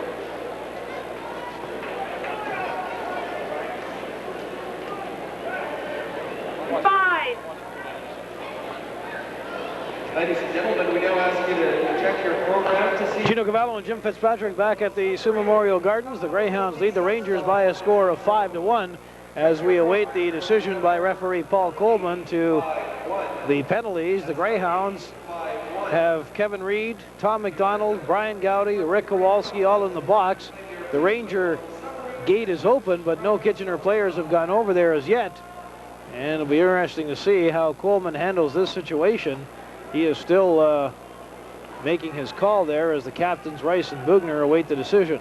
I think you made the right word right there, Gino, the decision. This was more like a boxing match, and decision in 5 different bouts at the time. Although not many punches were thrown, it was a total free-for-all. All 10 players on the ice at one point rummaging about and trying to squirm their way back up to the standing position. So the goaltenders get a little break in the action. Mike Lenarduzzi skating around in his area while Mike Torcha does the Ken Dryden look-alike contest and puts his chin on top of the end of his stick and just he doesn't seem too happy actually to be here, Gino, with those 3 quick goals. It seems he's looking out into space wondering what in the world has happened. The Greyhounds offense exploding. We haven't really seen it often. We've seen them score a lot of goals, but not in that quick succession as they did, and totally dominate the play while doing it too. They were killing penalties. They were totally all on top of the Rangers, dominating the play. And they had the 3-on-3. Internova made the nifty move to put Chris LaPuma into the next planetary orbit, and he went in and scored, and from then on it was all Hounds. They just took it from there, totally dominated since then. Even the rookie line that's in the penalty box right now played great. They had about 2 or 3 scoring opportunities. They had the Rangers running around in their own end zone trying to find out where the puck was. A great shift for Kowalski and Kevin Reed and Tom McDonald, and it's a good sign for future to come when you got Reed and McDonald making plays such as they did on that last shift they had. Well, the Greyhounds came into the period leading 2-1, but then as Jim mentioned, they just exploded with 3 goals in the span of 1:19. Ralph Internova with 3:34 made it 3-1. Then Adam Foote scored at 4:15 to make it 4-1. And then Colin Miller with his second of the game at 4:53. That made it a 5-1 hockey game. And that's where we stand right now as referee Coleman has made his decision. He is now informing captains Bob Bugner and Stephen Rice of the decision. They've got 4 minutes posted up on the Greyhounds side of the score clock. And Fitz, I don't know if the Rangers are afraid to go over to that penalty box or what, but the gate is open. We're still waiting for some Kitchener players to get over there, and they haven't done so as yet. But it's always a dangerous situation when something like this happens in front of a bench, because the likelihood is there that somebody may lose it and just take a swipe at one of the players on the ice or what have you. Unfortunately, that didn't happen, but nonetheless, the Greyhounds handled themselves accordingly. I think the only saving grace was at the end of the bench it happened. It was where the backup goalie is, and goalies aren't noted to really get into things. And he looked like he wanted to grab a Greyhound or two when they were up against the boards. He kept away from the situation and doing that. And there was one Kitchener player also standing up, apparently ready to come to the aid of one of his teammates on the ice if anything was necessary. But neither of those players got involved, and fortunately that didn't happen. As you said, it could have really turned into a Donnybrook then. It probably would have lasted a lot longer than it has. Most of this delay just Paul Coleman trying to figure out what the penalties are and who's going to be in the penalty box. Some action in the Ontario Hockey League this afternoon. The Owen Sound Platers went into London and managed to get out of there with a point as the Platers and Knights played to a 1-1 tie, or pardon me, a 4-4 tie. And elsewhere, the Cornwall Royals defeated the Kingston Frontenacs by a score of 7-4. A couple of key games tonight. The Sudbury Wolves taking on the Ottawa 67s in the nation's capital. And in Oshawa, the Generals are playing host to the Peterborough Petes. And I don't know what has happened to the London Knights, Jim, but inconsistency after beating Hamilton soundly at home Friday night. They went into Niagara Falls and lost on Saturday evening. And then this afternoon, they tied the Owen Sound Platers, who are second last in the M's division. They've gone for a total tailspin, and if I was a London Knight fan, a London Knight player, and a London Knight person in management, I'd be worried very much going up against the Windsor Spitfires, who had a few injuries, and they went for a tailspin a bit too, but now are apparently all healthy. And that first round series, I believe, could go either way. And it could be a sweep either way for that matter. Windsor could easily knock London off in 4 straight if they have all their top guns playing at the potential they can, such as Jason Cerrone and Kevin McKay and Todd Warner, and their defensive tandem of the key defensive tandem, that is, of Mike Spear and Jason York. Well, Paul Coleman, the referee, is still talking things over with Stephen Rice and Bob Bugner, the 2 captains. So far, they've got 6 minutes on one side and 4 minutes on the other for the Greyhounds. And they've got 4 and 2 up on the Ranger side of the clock. So I'm not really sure what the call is. We'll have to wait for the official announcement. I know one thing, it's hard to breathe in that Greyhound penalty box because it's pretty jammed right now. Kevin Reed in there, Gowdy, McDonald, and David Matzos. Still nobody at the Kitchener penalty box. And now Coleman wants to get play resumed. And finally, we see Gauthier coming off the bench, or that's Norm Desagne, skating off the bench and going to the penalty box. I think if anybody's got the 6 minutes, it would be Kevin Reed, who kind of started the whole thing coming in almost in a third man situation, but not, there wasn't a fight going at the time, and I believe if anybody's got the 6, it might be Kevin Reed. Well, as Jim mentioned, no serious fights after all this, more or less a couple of headlocks and bear hugs and shoving matches, but no real fist thrown. Brian Gowdy got a left hook on LaPuma as LaPuma was being held by the linesman. So referee Coleman now decides that we're ready to resume, and I believe what's going to happen is a 3-on-3 situation, and Ralph Intronovo comes on the ice, and I'm sure the Rangers will be thinking of the last time that he scored in that situation.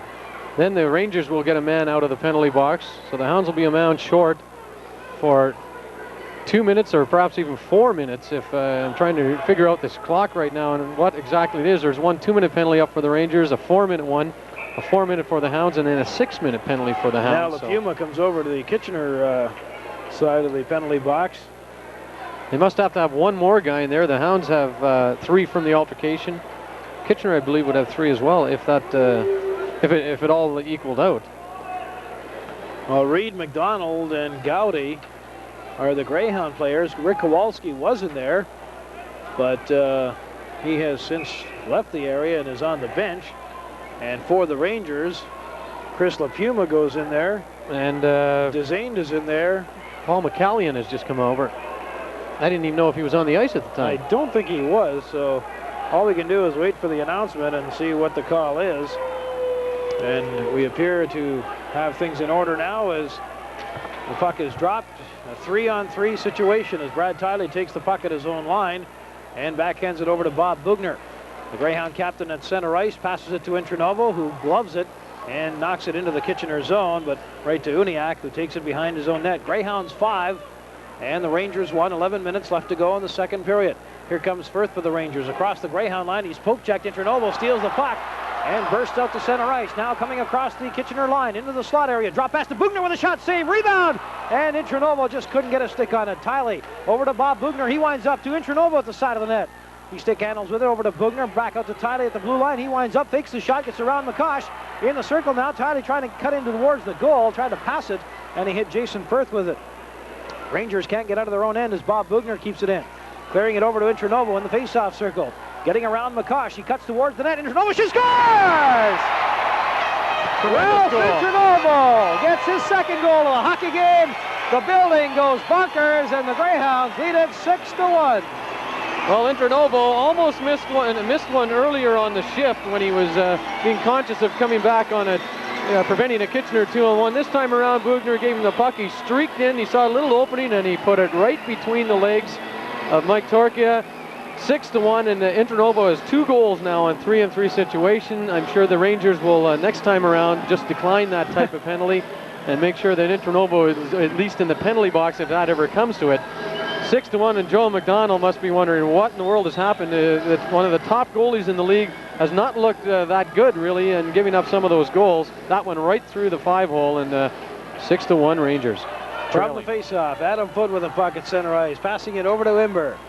He stick handles across the Kitchener line, now carefully controlling it, goes to the board, stops near the blue line, gets around one man, gets around Frayne, loses the puck though, but he follows up, still 3-on-3 situation. Here's Imber trying to center it out to Jared Reed, who's all alone in front of the net. They get the puck out, but it rolls past Reed. And it's Adam Foote at center ice, now coming across the Kitchener line. Here's Foote in the slot, winding up, letting the shot go, and Torchia makes the save. Foote takes his own rebound. Now back to the blue line with it. Foote cutting between the Kitchener players against Rob Frayne. He's cutting into the slot, goes to the backhand, a shot. Torchia makes the save, and the rebound goes into the corner where Jared Reed picks it up. Great work by Adam Foote to single-handedly get a couple of shots on goal and knock the Rangers off. Straight to the shot, he scores! Jared Reed puts it up top, and the Rangers dig deeper into a hole as the fans go wild here. Jared Reed getting the 7th goal for the Greyhounds, and for Reed, it is his 2nd of the game. This is his birthday, and I'm sure he's celebrating in a big way. Jared Reed, his 18th birthday, and he's got 2 goals, and the night is still young.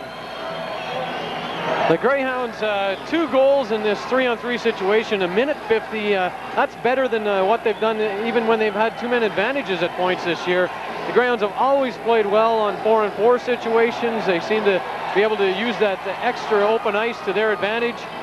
And on the 3-on-3, it's been just phenomenal. They've been totally controlling the puck and the play. The wave has started here at Memorial Gardens. They're sensing double digits, I'm sure, in this one. And if it keeps to be 3-on-3 for the rest of the night, it will be. And Mike Torkia is coming out. Rob Stopar, the Sioux native, coming in. Bad night for Torkia, something you don't see very often. But I think it was high time that he was taken out. This could be a real demoralizing game for him if he's left in much longer. And in all fairness to Torkia, the Rangers, though Riley Fitz didn't help him. As you mentioned earlier in the broadcast, they sort of just bailed out on him and let him do the job. However, you can only do so much, and as a result, Torkia skates off and just goes to the dressing room, and they're still announcing the penalties, but the Greyhounds take a 7-1 lead with 9:28 left to go in the second period. 2 minutes for roughing to number 7, Brian Gowdy. 6 minutes for roughing. Just a reminder that you can join us for overtime at the Timeout Lounge after every Friday night Greyhound home game. And our next broadcast at the Timeout will be this coming Friday, March the 15th, the Greyhounds' final regular season home game as they take on the Detroit Ambassadors. That's overtime at the Timeout Lounge. Running down the penalties once again. To Kitchener, 26 LaPuma, 2 minutes for roughing. Chris LaPuma gets 2 minutes for roughing. 2 minutes for roughing. Zane gets 2 minutes for roughing, plus 5 minutes for fighting. The team also gets a 2-minute bench. And the team gets a 2-minute bench minor. And that is being served by McCallion. 2 minutes for roughing. For the Greyhounds, Kevin Reed gets 2 for roughing. Brian Gowdy gets 6 minutes for roughing. And Tom McDonald gets 5 minutes for fighting and a bench penalty. And Kevin Reed is serving that. So the penalties all decided now. And Rob Stopar comes in to take over for Mike Torkia in the Kitchener net. I was almost surprised that Stopar didn't start tonight. The last time he was in here, he played a tremendous game and making nearly 50 stops, I believe, if I recall correctly, and the Hounds were peppering him all night. And he had an excellent game, and I thought just perhaps they might do that. I know Torkia is their #1 guy, but coming late in the season, coming up here to the Sioux and the way the Sioux has been playing, I thought that might have been a good idea to play the hometown boy. You'll see what he does now with the Greyhounds with his head of steam up. He might be in a lot of trouble. The Rangers defense totally ignoring their goaltender. And the Hounds have been almost on a power play on their 3-on-3 situation, the way they've been controlling the puck. 9:28 left to go in the second. The Greyhounds ahead 7-1. You're listening to Greyhound Hockey on AM 1050.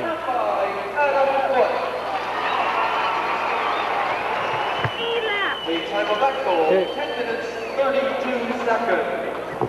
Jared Reed from Inver. Gino Cavallo and Jim Fitzpatrick back at a wild Memorial Gardens where the Greyhounds have taken a 7-1 lead, breaking this one open with 5 goals in this period. And still a 3-on-3 situation on the ice. Here's Uniacke with the puck at his own line.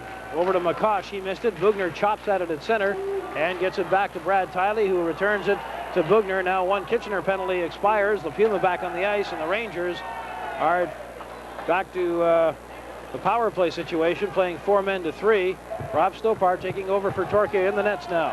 Bugner knocks his man down as the Rangers bring the puck into Greyhound territory. McCosh in the corner is ridden out of the play. Colin Miller comes up with it, trying to clear it. He's checked by St. Aubin, who gets it back to the point to Uniacke. He takes his time. Now he winds up with a shot, and that's deflected in front over the net, and it goes into the crowd, and we get a stoppage in play. And the Greyhounds scoring these 5 goals in a span of 6 minutes and 58 seconds. And Jim, who said the Greyhounds were going to have problems with offense this year? Yeah, the way it looks right now, going into the playoffs, they could be a very dangerous team. And you think of it, beating Kitchener like this with a guy like Joe Basile who plays so well in types of games like this where it's a physical encounter is just unbelievable. From the face-off, Uniacke gets it back to the point to McCosh. Kitchener on the power play. Here's Uniacke back to McCosh again. Back to Uniacke at the blue line. He winds up, shoots it. Lenarduzzi save. And Tiley takes the rebound and starts out of his own end. Coming to center ice, a pass to Colin Miller. He's got 2 goals tonight. Miller across the Kitchener line, into the slot, decides to throw it back to center ice. Bugner there for it, and he shoots it into the Ranger zone. Joey St. Aubin now will try his luck for the Rangers as he stick handles with it to center ice, coming across the Greyhound line. St. Aubin stopping along the boards, trying to get it back to the point. Frayne couldn't get over in time. It comes out to center ice, and the Rangers have to regroup. Here's LaPuma from center, winding up, slapping it around the boards. Frayne keeps it in at the left point with it. Stick handling at the top of the circle, winds up with a shot. Lenarduzzi out to challenge nicely, makes a save, and Intranovo takes the loose puck. He tried to shoot it off the boards and down the ice. However, Intranovo got it up a bit too high, and he shot it into the penalty box, and that scattered the 2 Kitchener players in there. And a lucky fan reaches over the railing, dives actually for it, and has a souvenir. 8 minutes left to go in the second period. The Greyhounds leading by a score of 7-1. Rob Frayne getting good ice time on the Kitchener Rangers point, especially on the power play. It's a good sign for a local youngster. From the face-off, puck shot down the ice, and Intranovo racing after it against Frayne. They go into the corner. Intranovo stops. Frayne goes in heavily. Intranovo gets up, but Frayne has the puck now. He's checked by Intranovo, who's at the blue line with it, and he sends it back to center to Brad Tiley, over to Adam Foote, who has it at his own line, and he shoots it down the ice. And the fans love the job that Intranovo is doing here on this shorthanded situation. LaPuma now with the puck at center ice. Cross ice to Rice. He brings it across the Sioux line in the face-off circle. A drop pass, but it's right to 37 White, and that's Ralph Intranovo. And he quickly gets rid of it down the ice and will head for the bench. John Uniacke with it behind his own goal. Now a couple of penalties expire. Reed is out of the box, and McCallion also, who is serving the bench minor, is out. So the Rangers are still on the power play. However, they have 5 men to the Greyhounds 4. It's back to the point. Here's Uniacke with it. Getting it into the face-off circle for Firth. He has to control it. Now he loses it to Tiley, who gives it to Colin Miller. And he starts back at center ice. Now across the Kitchener line. Winds up with a shot, and Stopar makes the save as he stuck the pad out. Rebound to Firth, who passes it up to McCabe. He lost it, and it goes into the Greyhound corner. Adam Foote behind the net. Tries to avoid a hit. Now he got rid of Rice. And the puck comes loose. It's gathered up by Miller, who brings it out to center ice. He's across the Kitchener line. Miller into the slot area, winding up, letting the shot go. And it was a weak one as Frayne had him too well covered. And the goaltender Stopar decides to just get rid of it and sends it all the way down the ice. Now Mike Lenarduzzi plays it for Jared Reed. He lost it. Here's McCabe going in with a shot, and that goes off Bugner. Reed again with the rebound, gives it to Wade Whitten, and he just backhands it out to center ice where McCosh scoops it up for the Rangers and immediately dumps it back into the Greyhound zone. Lenarduzzi leaves it behind the net for Bugner. He cleared it quickly. Imber wasn't expecting it. Now he races over to get it and clears it to Lambert, who shoots it out to center, and now we've got Bugner going after McCabe. McCabe went down. Now Bugner connects with a right hand, but floors McCabe, and now McCabe wants a piece of Bugner. Bugner is more than willing, but McCabe, I think, is saying, keep me here, Mr. Linesman. He's at the penalty box, and he won't have very far to go. And Jim, I was watching the play come up ice, so it must have been something that happened behind the play, because Bob Bugner is livid at the Kitchener player and wasted little time and now points the finger at him, perhaps saying, I'm not done with you yet. I believe that started behind the net. Bugner had the puck, and he tried to get up on the boards to Imber. At that point, McCabe, I assume, came in and gave Bugner a shot that Bob felt was perhaps beyond the bounds of legality. And when they came back up the ice, all of a sudden, Bugner was dragging McCabe up, trying to clean the ice surface with his shirt, I believe, and he stood him up and gave him a shot. McCabe looked like he wanted to have no part of it. And then after Bugner gave him a real good shot to the head, McCabe all of a sudden decided, yeah, I think I will fight after all. And that was the wrong time, because the linesman had stepped in, perhaps mercifully so for McCabe in that instance. Bobby Bugner has been playing tonight with somewhat of a chip on his shoulder, so to speak. He has not been happy with the play of the Kitchener Rangers, some of the players. And right now he's talking with Paul Coleman, and Bugner doesn't seem to be happy with what the situation might be coming up regarding a penalty. McCabe could get off with nothing here, because from what we saw, and I'm sure mainly what Paul Coleman saw too, he didn't really do anything. So Paul Coleman and Bob Bugner now talking about it, and I think Bugner, judging from his reaction, may have walked into a misconduct as he skates to the bench and goes to the dressing room. And McCabe is still at the Kitchener penalty box. He hasn't gone in, and as Jim mentioned, perhaps he will get away with nothing at all, as Coleman now talks to Denny Lambert right in front of the Greyhound penalty box.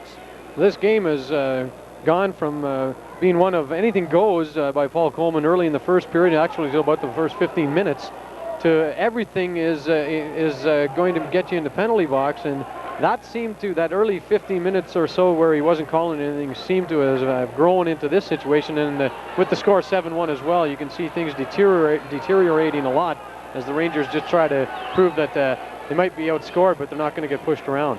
And the Greyhounds also, Jim, have to keep in the back of their minds that if at all costs, they have to avoid the possibility of getting any suspensions, because with only 2 games left in the regular season, and big ones at that, they can ill afford to have anybody important out of the lineup. Yeah, you certainly don't want to, if Bobby Bugner's out for 10 minutes or perhaps a misconduct, even a game misconduct, then you could be in trouble.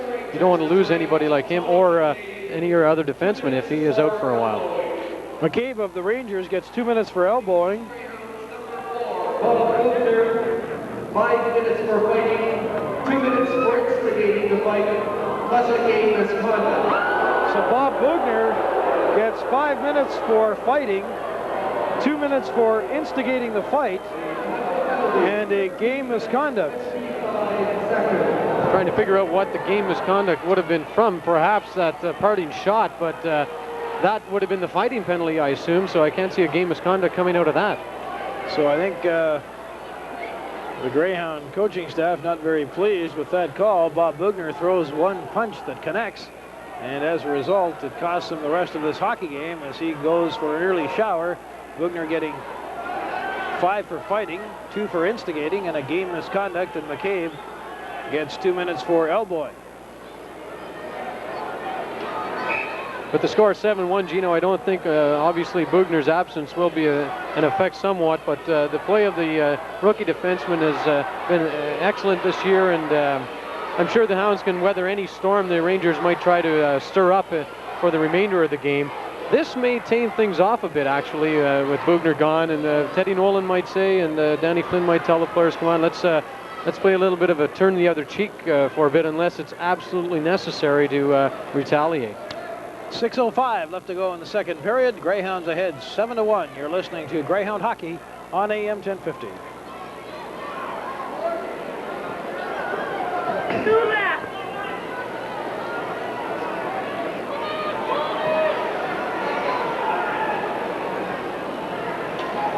Ladies and gentlemen, we're still looking for the... Gino Cavallo and Jim Fitzpatrick back at the Memorial Gardens. Greyhounds have broken this game open with 5 goals in this middle period. They lead it 7-1, and we're just waiting for play to resume after the altercation between Bugner and McCabe, which was actually one-sided. Bob Bugner landing one punch, and he paid the price, though, as he gets a game misconduct and is finished for the evening. And the Kitchener Rangers, I think by the time it's all said and done, will have a lengthy power play to try and take advantage of. There's still a lot of time left in this game, and with the 5-minute power play, the Rangers can put a dent into the Greyhounds' lead, and you don't want to be caught in a situation where you have to end up getting into a real shootout with the Rangers getting perhaps to double digits to win the game. But the Hounds' penalty killing has been great so far, and I'm sure that Ted Nolan's confident they can weather the storm, so to speak. There's 6:05 to go in the second period, 7 minutes up on the board on the Greyhound side, and Brian Gowdy is still in the box for another 47 seconds. So the Hounds have some penalty killing to do. They've done it well so far tonight. The Rangers haven't got much going. This is the time they'll have to continue that trend. So the Greyhounds have Miller, Foote, and Tiley out there. Kitchener has St. Aubin, along with Rice, Uniacke, and Firth. And the Greyhounds take possession of the puck in their own end. Adam Foote circling in his own end, tried to slap it. He hit a Kitchener stick with it, and Miller is at the line to scoop it up and shoot it down the ice. Jason Firth now with it, coming to center ice. at the Greyhound line. He stops there, controlling it along the boards. Firth now at the top of the circle, slides it over to Uniacke, who winds up with a shot, and that hit the defenseman in front. It's Adam Foote down. And Adam Foote is down. He was tied up with Stephen Rice, and Mike Lenarduzzi was caught behind them, and Adam Foote appearing to be in some pain right now as trainer Maurice Sicard rushes to his aid. I believe it hit him on the ankle. It wasn't a very high shot, so it might have got him just where there's a little bit of an opening in the protection around the ankle. Greyhounds will have to be careful, Jim. They're down to 4 defensemen right now. Gowdy's in the penalty box. Bob Bugner's done for the night. And Adam Foote is injured on the ice and in some pain right now as trainer Maurice Sicard is kneeling in front of him and trying to find out what the problem is. But the Greyhounds can ill afford to lose Adam Foote, who has been absolutely outstanding the last 3 or 4 games. He's been on a real tear, and tonight has been no different. It seems that when the shot was taken from the point, Foote had his back face to the shot. And it might have caught him at the back of the ankle where there'd be little protection, and that would definitely hurt. And the Greyhound bench extremely concerned as Jason Denemy goes over to the Greyhound bench and gets some water, and kind of a hush has fallen over this crowd right now, and all of them concerned as to the status of Adam Foote, who appeared to have been in a great deal of pain. And he's stirring a bit now, Gino. It seems that he may be ready to get up and skate over to the bench, but by the looks of it, he won't be back for a little bit until they figure out exactly where the problem is. Well, now Foote having all sorts of trouble trying to get going, and he needs assistance in going off the ice as he wraps one arm around Colin Miller. And he seems to be favoring that right foot. And we'll try and get a report as to his status, but Adam Foote goes off. It does not look good at this point, as he is in a great deal of pain right now and being helped as he goes off the ice. Well, hopefully that there is no broken bone or anything such as that there. Perhaps maybe just a severe bruise, because the Hounds might be able to get off with that going into the playoffs with a week or so before the postseason, and that would be the only positive side of this situation. So the face-off will be in the Greyhound end. Kitchener on the power play. 5:36 left to go in the second period, which it seems has started about an hour ago, but the Greyhounds have certainly broken this one open. Here's Uniacke at the blue line. Over to Firth along the boards. Back to Uniacke. He winds up with a shot that hits Miller, deflects over the net at the side of the goal now. Greyhounds trying to corral it. Can't do it, though, as Firth has it in the face-off circle, a shot, and he fired it wide. The rebound off the boards comes all the way down the ice, and the penalty to Brian Gowdy expires. He comes on the ice and goes to the bench, and the Rangers now with a even strength now, Gino, for another minute. Even strength situation, but just for another minute. As Intronovo takes the puck to Wade Whitten, he collides with LaPuma. Intronovo steals the puck, has it along the boards, takes a hit from St. Aubin, and LaPuma back behind his own net trying to bring it out. He passes it over to St. Aubin, who has it in front of his own goal. Lambert in forechecking. He can't get to the puck as LaPuma takes it at center. Gets a shove from Lambert. The puck goes to Gauthier, who has it in the Sioux corners. He got around to Koff. Now at the side of the net, Imber steals it from him and clears it to the open wing, but the Rangers take possession of it as Barton cleared it. And Koff stopped it in the corner. He's battling along the boards for it. It comes out to the face-off circle. Lambert takes it and just backhands it down the ice. Interesting 4-on-4 for the Hounds with 3 forwards out and 1 defenseman, and that's the way it stays. Mike Koff has been utilized at the moment as a defenseman. And he has been in that situation before. Here's Brian Gowdy with the puck now at his own line, backhanding it out to center ice, picked up by Barton. He has trouble controlling it right in front of the penalty box, and they steal it. Here comes Jarrett Reed across for the Hounds, cutting in towards the goal. He stops. Sliding out was LaPuma, who got his glove on it. Reed follows up on the play, backhanded it out, but Lambert got in too far. Now here's a break for the Rangers. McCabe going in on goal. He goes to the backhand and he scores. Tony McCabe went in all alone. He went to the backhand and beats Mike Lenarduzzi, who had no chance, and the Rangers get their second goal of the hockey game. It's now 7-2, a power play goal. Jarrett Reed had the opportunity to score at the Kitchener end. At that point, the even man situation ended, and the Rangers had a power play. McCabe came out onto the ice. He got the pass up near the Greyhounds' blue line and was way in behind the defense, who were up on the play, thinking that perhaps it was still a 4-on-4. He went in, made a nice deke on Leonard Uzi, and tucked the puck under the Hound goalie. So for McCabe, his 19th goal of the year, it makes it a 7-2 hockey game. And the Rangers on the power play. 4 minutes and 35 seconds remaining in that penalty to Bob Bugner, who got assessed a 5-minute penalty for throwing a punch to McCabe. And he also got an aggressor, or the instigating penalty, as well as a game misconduct, and Bugner done for the night. Adam Foote is injured, so the Greyhounds have lost their 2 top defensemen. Now the puck is at center ice. St. Aubin with it. Tried to pass it ahead to Borgo. He couldn't control it. Colin Miller steals it, and he comes back across the Kitchener line. Here's a shot by Miller, a weak one, and it goes wide of the net. Picked up by Firth now, who has the puck at his own line. Kitchener on the power play. A pass to Stephen Rice. He comes across the Greyhound line. Rice in front of Borgo. Borgo stops in the slot and is checked neatly by Wade Whitten, who does a nice job, and he gives it off to Intranovo at center ice. Across the Kitchener line, Intranovo tried to get around LaPuma. That didn't work, and the Kitchener defenseman shoots the puck into the corner, but Intranovo gets over there to steal it, and he has control of it, throwing it back to the blue line. And Brad Tiley, and good news for the Greyhounds, Fitz, Adam Foote back on the ice, and he now has the puck in his own end as he winds up and slaps it into the Kitchener zone. The fans just realizing Foote back on the ice, and he gives him a big round of applause. So good news for the Greyhounds as Adam Foote returns, and he touches the puck behind his own goal, and the Rangers are called for icing, so I'm sure Ted Nolan, Danny Flynn and company breathing a sigh of relief. I'm sure, and along with the rest of the large crowd here, when you got Adam Foote back in the lineup, especially in a penalty-killing role, and his the speed that he has, and the skating ability, and the puck handling ability, that's what you want, especially when you have that power play situation for the Rangers where they can score as many times as they want. You want to be able to control the puck as much as possible and keep them from getting any form of pressure on the power play. 2:20 left to go in the second period. Hounds ahead 7-2. You're listening to Greyhound Hockey on AM 1050. Leonard Doozy was doing his stuff down there. Still is.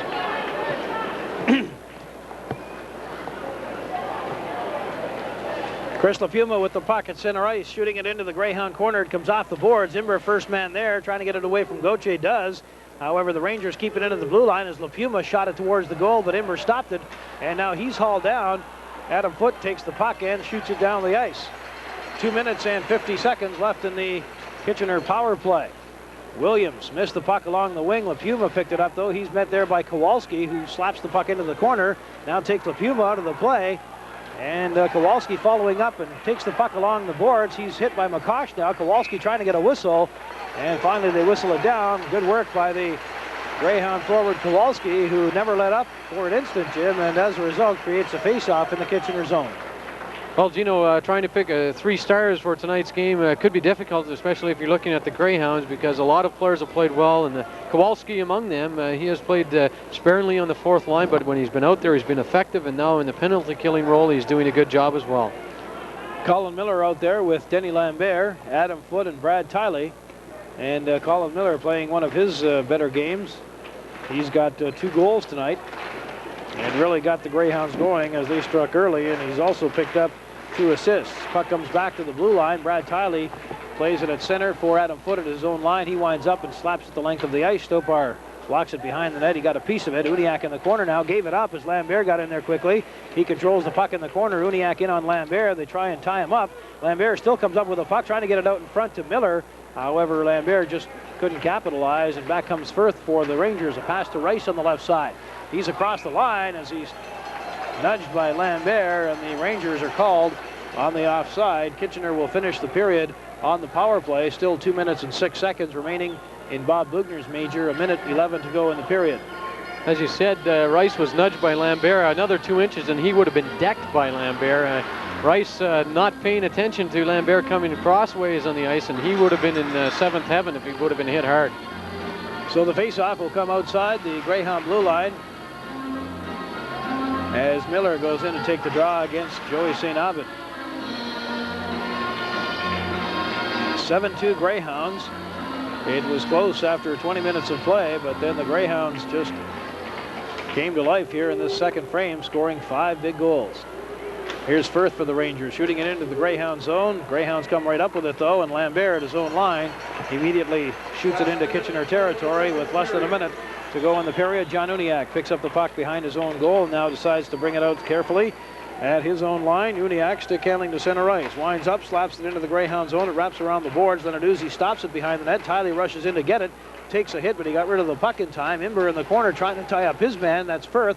Now they get it to Rice behind the net. He and Tiley are into a pretty good shoving match, but Imber comes up with a puck and clears it not out, though. St. Aubin at the blue line took a shot. That hit somebody in front, and Lambert pounces on the loose puck and shoots it down the ice.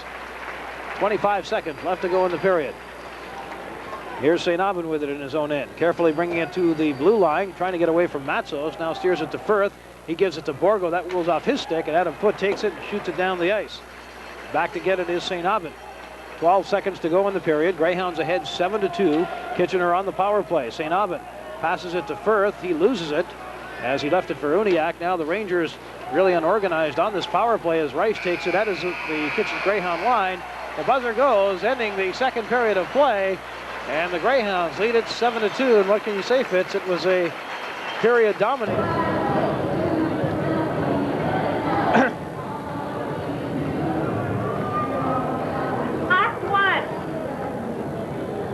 Yeah. Last one. Okay, you dropped the promo? Yeah. Okay.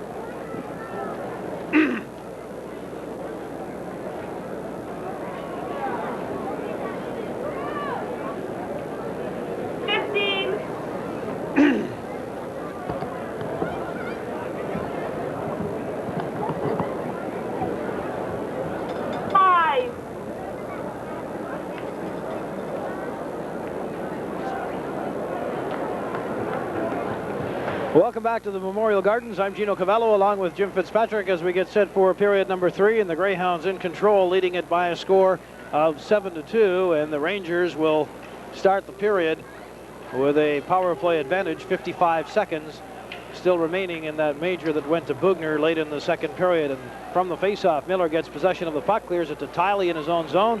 Tiley fakes a pass. Now he gets it over to Witten, and Witten just shoots it to center ice. He hits a Kitchener skate, though, and the puck bounces back to Tiley at his own line, and the defenseman shoots it down the ice. Rob Stopar blocking it behind his own goal and leaving it for the defenseman LaPuma, who starts out. Coming to center ice now, Chris LaPuma shooting the puck into the Greyhound corner. It comes off the boards. Brad Tiley gets it, tried to slap it out. It hit Williams. A shot saved by Lenarduzzi. Rebound, and that one almost bounced in as it got off the skate of Tiley. It's kept in now by the Rangers. However, they clear it right to Miller, and he starts out of his own end. Colin Miller coming across the Kitchener line now, trying to split the defense. Does so, going in on goal. He shoots and he scores! Great goal by Colin Miller as he put on the old head fake, and the Greyhounds get a shorthanded goal, number 3 for Mr. Miller. Miller intercepted a Kitchener shot, the pass rather deep in the Greyhound zone at the top of the circle, went up ice with Wade Witten, and using Witten as a decoy, split the defense, went in and almost lost control just in front of Stopar, got it back in time and tucked it behind the Sioux native, making it 8-2, a shorthanded goal. And as Don Matheson said, play 3 and 3. Maybe the Hounds want to play 3 or 4 and 5 for the rest of the night here. The Rangers, you have to wonder about Joe McDonald. He put out Williams, Gauthier, and Dezand on the power play to start off the period. Either he's not happy with his top guns, or he's just basically thrown in the towel for this one. So Colin Miller gets his 25th goal of the year, his 3rd of the night, and the Greyhounds leading it by a score of 8-2. And the puck goes behind the net. Imber tried to wrap it around. It got off the glass into the crowd, and we'll get a stoppage in play as the Greyhounds come out and do a job right away. 41 seconds, the time of the goal. Colin Miller, his 3rd of the game, 25th of the year, a shorthanded goal, and the goal was unassisted. From the faceoff, Brian Gowdy with the puck in the corner, got tied up with St. Aubin. Jared Reed in to help out, shot the puck off the boards. Borgo picks it up, gave it to Tucker, who returned it to Borgo. He's tied up with Gowdy along the boards. It comes out now to Matzos, who has it, as Gowdy and Borgo are still held up in the corner. They shoot the puck now. Gowdy and Borgo are going to go at it. There's Borgo connecting with a couple of left hooks. Brian Gowdy's covering up right now. He hasn't really had a chance to get his arms free, and that one ends just as quickly as it got started. Richard Borgo just threw a couple of left hands. No damage done as Gowdy had his head down. And they'll both go to the penalty box. So, Jim, they decide to pick up right from where they left off. Tensions and emotions running a little high, but Richard Borgo decided to drop his gloves and swing away, but didn't really hurt the Greyhound defenseman. Could be a long third period, and I think Brian Gowdy might want to have a rematch later on with Richard Borgo. He doesn't say much. Doesn't say very much ever, actually, but his look seemed to be, as he went to the penalty box, fine. I think we'll have to start this up in a few minutes' time, perhaps. Well, Borgo and Gowdy going to the penalty box, getting 5 minutes each for fighting. Borgo was quite impressive in that little set, too. He dropped the gloves a little quicker than Gowdy. Perhaps Gowdy's waiting, didn't think that Borgo was going to go into the fight situation, and he did, and did it quicker than Gowdy, and got his shots off. And Gowdy did the smart thing, basically, in covering up and not allowing Borgo to do any damage. So the face-off will be in the Kitchener end to the left of goaltender Rob Stopar, who came in midway through the second period to take over for Mike Torcha, who did not have a good night. Back come the Rangers off the draw. Here's Gauthier with a shot from outside the line. He fell, didn't get much on it. Lambert with the rebound off the boards. Kiley keeps it in now and finally gets it to center ice for Matzos, and he dumps it down the ice. Stopar out of the net to play it, gave it right to David Matzos, who has it in the corner, dropping it off for Jarrett Reed. He's in the face-off circle, trying to throw it over to Kiley, who came in from the blue line. The puck bounced away from him, but Reed follows up, gets a second chance, has the puck along the boards now, sending it out in front, and Matzos was too well covered, couldn't break loose, and back come the Rangers with it. Here's Gauthier coming across the line. However, the Rangers are called on the offside as Bannister takes Gauthier into the boards. Rangers getting caught there. Jarrett Reed showing some excellent speed and excellent puck handling, almost getting a shot on net. Skating around the Rangers. The Rangers right now just seem to be looking around and watching the Greyhounds and what they do. And when you start doing that, you're going to be in trouble. And the Hounds could hit double digits on goals tonight if the Rangers keep the play up the way they are. Well, Colin Miller has been the Greyhounds' top performer as far as goals go this evening. He has 3. Intranovo and Jarrett Reed have 2 each, and Adam Foote has the single. 8-2 the score with 2 minutes gone by in this third period. Puck in the Greyhound end now. It's McCabe in the corner, getting it out to Firth in the face-off circle. He's cutting towards the net. Firth now goes behind the net, tries to jam it in. It's at the side of the goal. McCabe is too well covered. Here's Firth taking a shot. That one stays out and bounces to Foote, and he'll bring it out. A close call there, as that one appeared to bounce off the post. But Leonard Uzi was down and out of position, and the Rangers almost took advantage of it, but they couldn't bury it. Here's Imber at the blue line now, winding up. His shot hit McDonald, who's in front, over to DeKoff. He shoots, he scores! Mike DeKoff is back on track. After a long slump, he finally turns the red light on, and it's a 9-2 hockey game. And I'm sure Mike DeKoff will savor that one, Jim. He might want to even keep that puck. It's been so long, it would probably seem like a hat trick to him. He hasn't scored in ages, it seems, and that's what the Greyhounds like to see. I'm sure Teddy Nolan's happy to see that, especially going into the playoffs. You want a guy like Mike DeKoff, confident that he can score a goal. And even his teammates are saying, yeah, thanks a lot, Mike, and it's nice to see you back in the swing of things. And Gino, down at this end, I'm sure the Rangers scored on that play. The puck hit the middle of the net and bounced out. But Coleman waved it off, so I guess it didn't. It might have hit somebody, a stick or something behind, but I'm sure, unless my eyesight's going bad, and that might be the case. Well, it looked from our point for sure that it did go in. However, Coleman was right there and waved it off. And it's now a 9-2 hockey game as Mike DeKoff reaches the 25-goal mark.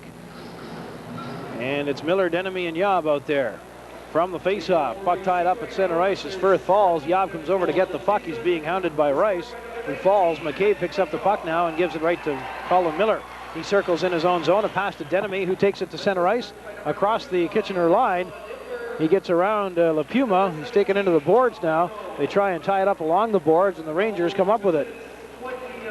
Here's McCabe coming to center ice, being checked by Miller. A cross-ice pass, Cullen catching up to it and slapping it into the Greyhound zone. Bannister picking it up behind his own end, and he is decked by Stephen Rice as Bannister gets up and looks around. There's a shot right on that Leonard Uzi saves, but Drew Bannister had his head down and paid the price as Stephen Rice absolutely flattened the Greyhound defenseman.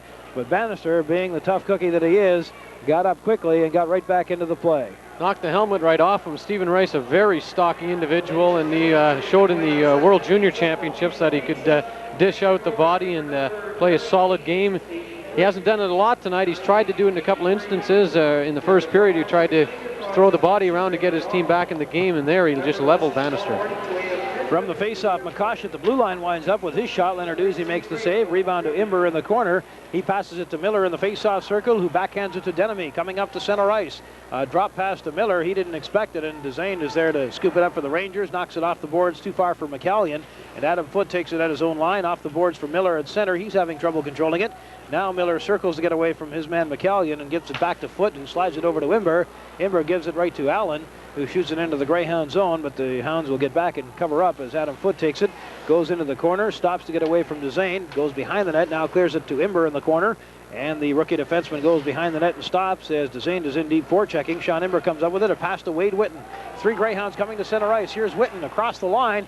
He gets around the defense, and knocking down Barton was Tony Yob, who decked the Kitchener defenseman. He went down heavily. Here's Tiley at his own line, circling with the puck, shooting it off the boards. At center, it's stopped by Gauthier, who takes a shot wide of the net.